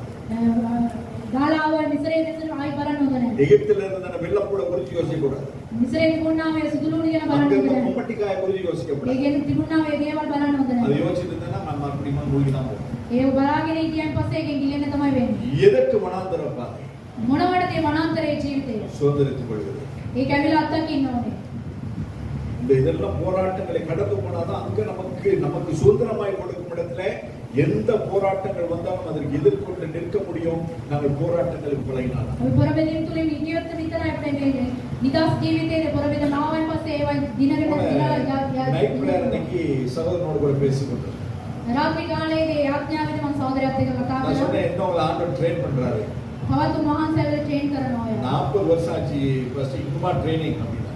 අවුරුදු 40ක් වුණා තව ට්‍රේනින් ගිහලා. எனக்கு 60 வயசு ஆகும் போது இன்னும் தான் ட்ரைனிங்ல போயிட்டு இருக்கேன். මට අවුරුදු 60ක් වෙනවා එනමුත් මම ඇවිල්ලා ට්‍රේනින් එකේ යනවා. 60 இல்ல 60ක් නෙමෙයි 60 வயசு ஆக போகுது. 60ක් වෙන්න යනවා. எனக்கு எத்தனை வயசு வருஷம் இருக்குன்னு கேட்கப்படாது. අවුරුදු කීය තිබෙනවාද කියලා අහන්න එපා. இன்னும் கர்த்தர் என்னை பயிற்றுவிக்கிறார். තවත් උන්වහන්සේ ඇවිල්ලා මාව ஏன் பயிற்றுவிக்கிறார்? ඇයි උන්වහන්සේ මාව සෝදානම් அப்படி කරන්නේ? பயிற்றுவித்தாதான் அந்த பிரச்சனையோட போராட்டங்களோட வேதனைகளோடு கூட வருகிறவர்களுக்கு நாங்கள் ஆலோசனை சொல்லுவோம். එහෙම තිබුණත් විතරයි මට ඒ වගේ ප්‍රශ්නත් එක්ක එන්න කට්ටිය பசி මට தெரிந்தால் උපදෙස් தான் දෙන්න பசியை පුළුවන්. குறித்து பேச முடியும். බඩගින්න දන්න කට්ටිය නම් බඩගිනි ගැන பல කතා வருஷங்கள் කරනවා. முன்பதாக අවුරුදු ගානකට நான் කලින් ஊழியம் செய்து ஊழியத்தை நிறுத்திவிட்டு வேலைக்கு வந்ததான நாட்களிலே සේවාව කරලා සේවාව නවත්තලා ආයි රස්සාවට ආවයින් පස්සේ பணம் இருந்தது. මුදල් තිබුණා. ஆனா நான் சாப்பிட்டது என்ன தெரியுமா? මම කන් ඒ මොනවද දන්නවද? மாரி பிஸ்கட்ல ஜாமும் பட்டரும் போட்டு சாப்பிட்டது. මාරි බිස්කට් එකේ බටර් සහ ජෑම් දාලා කෑවා. ஏன்? එයි எங்க அம்மா உங்களுக்கு ஒரு வீடு கட்டி கொடுத்தாங்க. අම්මට වෙල ගියක් අදලා දෙන්න ඕනේ කියලා. நல்லா சாப்பிட்டது. මුදල සල්ලි දුන්නා. ஏன் சொன்னா வீட்டுல இருந்து தனியா ரூம்ல இருந்தேன். ගෙදර ඇවිල්ලා அது மவுண்ட் லிவிங் ஹோட்டல் கிட்ட இருந்தேன். මවුන්ට් ලේනියා හොටල් එකේ හිටියා. வேண்டிய மாதிரி இருந்தது. හොඳට ඉන්න පුළුවන්. ஆனால் அதை சாப்பிட்டு என் தகப்பனையும் தாயையும் ஒரு வீட்டுல இருக்கும்படியாக செய்தேன். ඒවා කාලා ඇවිල්ලා හොඳ නිවසක ஆனா இன்னைக்கு நமக்கு வீடு கிடையாது. අපිට නිවසක් නැහැ. ஆனால் கர்த்தர் நமக்கு அவர் கோட்டையாய் அரணாய் அவர். උන්වහන්සේ ඇවිල්ලා ආරක්ෂා ඇතුව උන්වහන්සේ අපිට ලබා තිබෙනවා. அப்ப அந்த அந்த அந்த அனுபவம் எனக்கு தெரிஞ்சனால உங்களுக்கு நான் பேச முடியும். ඒ தත්ත්වය මට දන්නේ ඉන්න මම ඔයගොල්ලන්ට එක්ක කතා කරනවා. அதாவது the best vehicles லேண்ட் க்ரூசரா இருக்கட்டும், BMW-வா இருக்கட்டும், அல்ஃபா ரோமியோவா இருக்கட்டும், எல்லா வாகனத்தையும் நான் ஓட்டினேன். හොඳ වාහන ඇවිල්ලා මම ඇවිල්ලා ඩ්‍රයිව් කරලා තිබෙනවා. ஏன்னு சொன்னா என் boss எல்லாமே வச்சிருந்தாங்க. බොස් ඇවිල්ලා ඔක්කොම මේවා තියලා அவருடைய තිබෙනවා. தம்பிக்கு கூட கொடுக்க மாட்டாங்க, என்கிட்ட தான் கொடுப்பாங்க. You take. මල්ලිලාට දීලා නැහැ මට දෙනවා. வேலை செய்கிற நாட்களிலே වැඩ කරපු என் කාලේ boss வந்து செகண்ட் ஹேண்ட் வெஹிக்கிள் தான் வாங்குவார். බොස් ඇවිල්ලා හොඳ වාහන ஆனா තමයි. எனக்கு அனுமதி கொடுத்தா நீ போய் உனக்கு என்ன கலர் வேணுமோ, எனக்கு என்ன பிராண்ட் வேணுமோ நீ போய் வாங்க. හොඳ බ්‍රෑන්ඩ් එක හොඳ පාට මොනවද ඔයාට කැමති එක ඔයා ගන්න කියලා. அதெல்லாம் வாங்கி அனுபவிச்சுட்டு தான் இன்னைக்கு நான் கத்துக்கூடிய விஷயம். ඒ ඔක්කොම අරගෙන මම ඇවිල්ලා ඒකෙන් මම ජීවත් වෙලා තමයි දෙවියන් වහන්සේ. அதனால எந்த வெஹிக்கிளும் பெருசே கிடையாது. වාහන ඇවිල්ලා மට ලොකු නැහැ. கர்த்தருக்கு முன்பதாக எனக்கு எதுவுமே எல்லாமே தூசம். දෙවියන් වහන්සේ ඉදිරියේ මට සියලු දේවල්. ஏன் இதை நான் உங்களுக்கு சொல்லுகிறேன்? ඇයි මම මේව කියන්නේ? மேன்மை பாராட்டல்ல, මේක ඇවිල්ලා උදව් කරන්නේ. எல்லாவற்றையும் அனுபவிக்க கர்த்தர் எனக்கு கிருபை பாராட்டு. සියලු දේ ඇවිල්ලා අත්දකින්න උන්වහන්සේ இன்னைக்கு அதை ඇවිල්ලා பார்த்தா කරනවා எனக்கு ஒரு කියලා. ஆசை வராது. ඒව දැක්කම ஐயோ, සාසාවක්. நான் அதுல போகலையே. ඒකෙන් මං ගිහිල්ලා නැහැ නේ. அல்லே போயிடும். ඒවයින් ගිහිල්ලා තිබෙනවා. நான் உங்களுக்கு ஏற்கனவே சொல்லியிருக்கிறேன்னு நினைக்கிறேன். මම කලින් කියලා ඇති. மலேசியா தேசத்துல போன பொழுது மலேசியா தேசத்துல ஒரு பெரிய ஒரு பதவியில இருக்கிற ஒரு மனுஷன், මලේසියා දේශයේ ඇවිල්ලා හොඳ ස්ථානයක ඉන්නා ওই මිනිස්සේ அவருடைய பென்ஸ்ல உட்கார வச்சு pastor you drive this. Benz එකේ වාඩි කරලා එයාගේ ඩ්‍රයිව් කරන්න. நான் சொன்னேன் இல்ல நீங்களே ஓட்டுங்க. ඔයාම එලවන්න කියලා. ஓட்டின பிறகு ஒரு சுவிட்சை போட்டாங்க, சீட்ல இருந்து காத்து வருது. ස්විච් එක දැම්මම සීට් එක ඇතුලේ ඉඳලා இன்னைக்கு උඩ சும்மா குளு குளு குளு குளுன்னு இருந்தது. පිටිපස්සේ ඇවිල්ලා හොඳට සීතල උදිනවා. இதெல்லாம் பார்த்து அனுபவிச்சாச்சு. මේ ඔක්කොම මම ඇවිල්ලා இது திருப்பி எதையும் பார்த்து அனுபவிக்க வேண்டிய ஆசைப்பட வேண்டிய அவசியமே கிடையாது. අනිත් දේව බලලා මම ආසාව කරන්න இப்ப ඕනේ. என்னுடைய ஒரே ஒரு ஆசை, මට එකම ආශාවක් තිබෙනවා. என் ஆண்டவரோடு கூட நித்திய நித்தியமாக இருக்க. මගේ දෙවියන් වහන්සේත් එක්ක මම ඇවිල්ලා அதுக்கு සදාකාලික என்னென்ன ඉන්නවා. காரியங்கள் எல்லாம் இந்த பூமியில செய்ய முடியும்? ඒකට මොන මොන දේවල් මේ ලෝකේ அதுதான் මොනවද என்னுடைய කරන්න ஆசை. ඕනේද? ඒක තමයි මගේ ආශාව. வேறொரு ஆசை இல்லை இயேசுநாதா, உம்மை தவிர, உம்மை தவிர வேறொரு ஆசை இல்லை இயேசுநாதா, உம்மை தவிர, உம்மை தவிர. நம்முடைய ஆண்டவருக்கு எங்களை ஒப்புக்கொடுக்கிறோம்.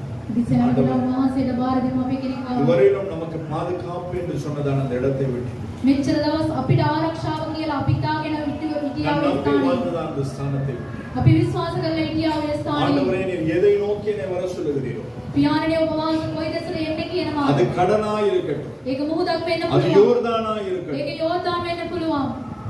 அது எரிகோவாய் இருக்கட்டும், ඒක යෙරිකෝ වෙන්න පුළුවන්. அது எதுவாய் இருந்தால் ඒක මොනවා நான் වුණත් துணிந்து வருகிறேன். මම ඇවිල්ලා என் ධෛර්යමත් கரம் වෙනවා. பிடித்து நடத்துவீராக என்று මාගේ දෑත් අල්ලාගෙන උන්වහන්සේ මාට මඟ 7வது පෙන්වනවා. மாதத்தை நோக்கி போகிறதான என்னையும் உங்களையும் අත්වෙනි දවසේදී යන්න ඔබ සමාව.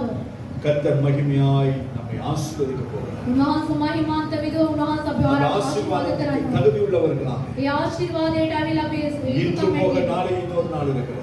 අද නැතුව තව දවසක් அந்த තිබෙනවා. நாளிலே நாங்கள் நம்மை ஆயத்தப்படுத்துவோம், நம்மை தகுதிப்படுத்துவோம். අපි ඇවිල්ලා අපි සූදානම් කරගමු. අපි ඇවිල්ලා தேவ ධෛර්යමත් சமூகத்தில் කරගමු. அமர்ந்திருந்த ஆண்டவரே, என்னுடைய வாழ்க்கையில என்ன குறைகள், குற்றங்கள், உமக்கு பிரியமில்லாத காரியங்கள் இருக்கிறது என்று யோசித்தோம். දෙවියන් වහන්සේගේ පාමුල වාඩි වෙලා මොන ප්‍රශ්න මොනවද තිබෙන්නේ කියලා අඩුපාඩුකම් තියෙන්නේ කියලා அதை බලමු. ஆராய்ந்து நாங்கள் சரி செய்து கொள்வோம். ඒක අපි සෝදිසි කරලා බලලා අපි හරි ගස්ස ගමු. கர்த்தர் நம்மை ஆசீர்வதிக்க அவர் போகிறார். උන්වහන්සේ අපිව ආශිර්වාද කරන්න උන්වහන්සේ බලවත්. உம் பாதம் அமர்ந்து நான் உம்மையே தழுவினேன். உம் பாதம் அமர்ந்து நான் உம்மையே தழுவினேன்.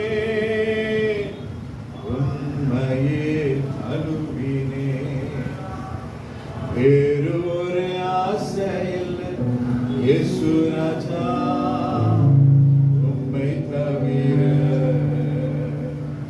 உம்மை தவிர. நல்ல ஆண்டவரே, உடைய பிள்ளைகளுக்காய் நான் நடியோடு துதித்து உம்மை ஸ்துதிக்கிறேன். යහපත් දෙවියන් වහන්සේ ඔබ වහන්සේගේ දරුවෝ දෙසා ඔබ වහන්සේට ස්තුතිවන්ත වෙනවා. வா என்றார். එන්න කියලා කිව්වා. அப்பொழுது படவை விட்டிறங்கி ඒ වෙලාවේදී இயேசுவிடத்தில் போக යේසුස් වහන්සේ දෙසට බාර යන්න. ஜலத்தின் மேல் பேதுரு நடந்தான் என்று நாங்கள் வாசிக்கிறோம். ඒ ජල මැද ඇවිත්යි කියලා අපි වචනයෙන් அதுபோல බලනවා. ஆண்டவரை நடந்து முடிக்க எங்களுக்கு கிருபை. ඒ වගේම අපි ඇවිදගෙන යන්න උන්වහන්සේ உம்மை අපේ நோக்கி කරුණාව பார்த்து நடக்க කරනවා. கிருபை செய். ඔබ වහන්සේ දෙස පමණ බලලා යන්න இதுவரையிலும் நடத்தி උදව් நம்ம කරන්න. தொடர்ந்து நடத்துவீராக. මෙච්චර දවස් ඔබ වහන්සේ මඟ පෙන්වුවා වගේ තවදුරටත් මඟ இந்த පෙන්වන්න. பிள்ளைகளை ஆசீர்வதித்து වහන්සේගේ දරුවන් 7வது ආශිර්වාද மாதத்தை ஜெயமுள்ளதாய் மாற்றிக்கொள்ள கிருபை தாரும். අත්වෙනි මාසය ඇවිල්ලා වහන්සේ ඇවිල්ලා ජයක් හැටියට වහන්සේ පවත්වන්න. இயேசு கிறிஸ்துவின் மூலமாய் பிதாவே. යේසුස් වහන්සේගේ නාමයෙන් පියාණනි. ஆமென். ආමේන්. ஒரே ஒரு சம்பவத்தை சொல்லி நான் முடிக்கிறேன். එක කාර්යයක් කියලා මම නිම කරන්නම්. மெக்சிகோவிலே 1968வது வருஷம் ஒரு மரத்தன் போட்டி நடந்தது. මෙක්සිකෝ එකේ මෙවැනි උත්සවයක් තිබුණා. 1968வது வருஷம். 1968 දී.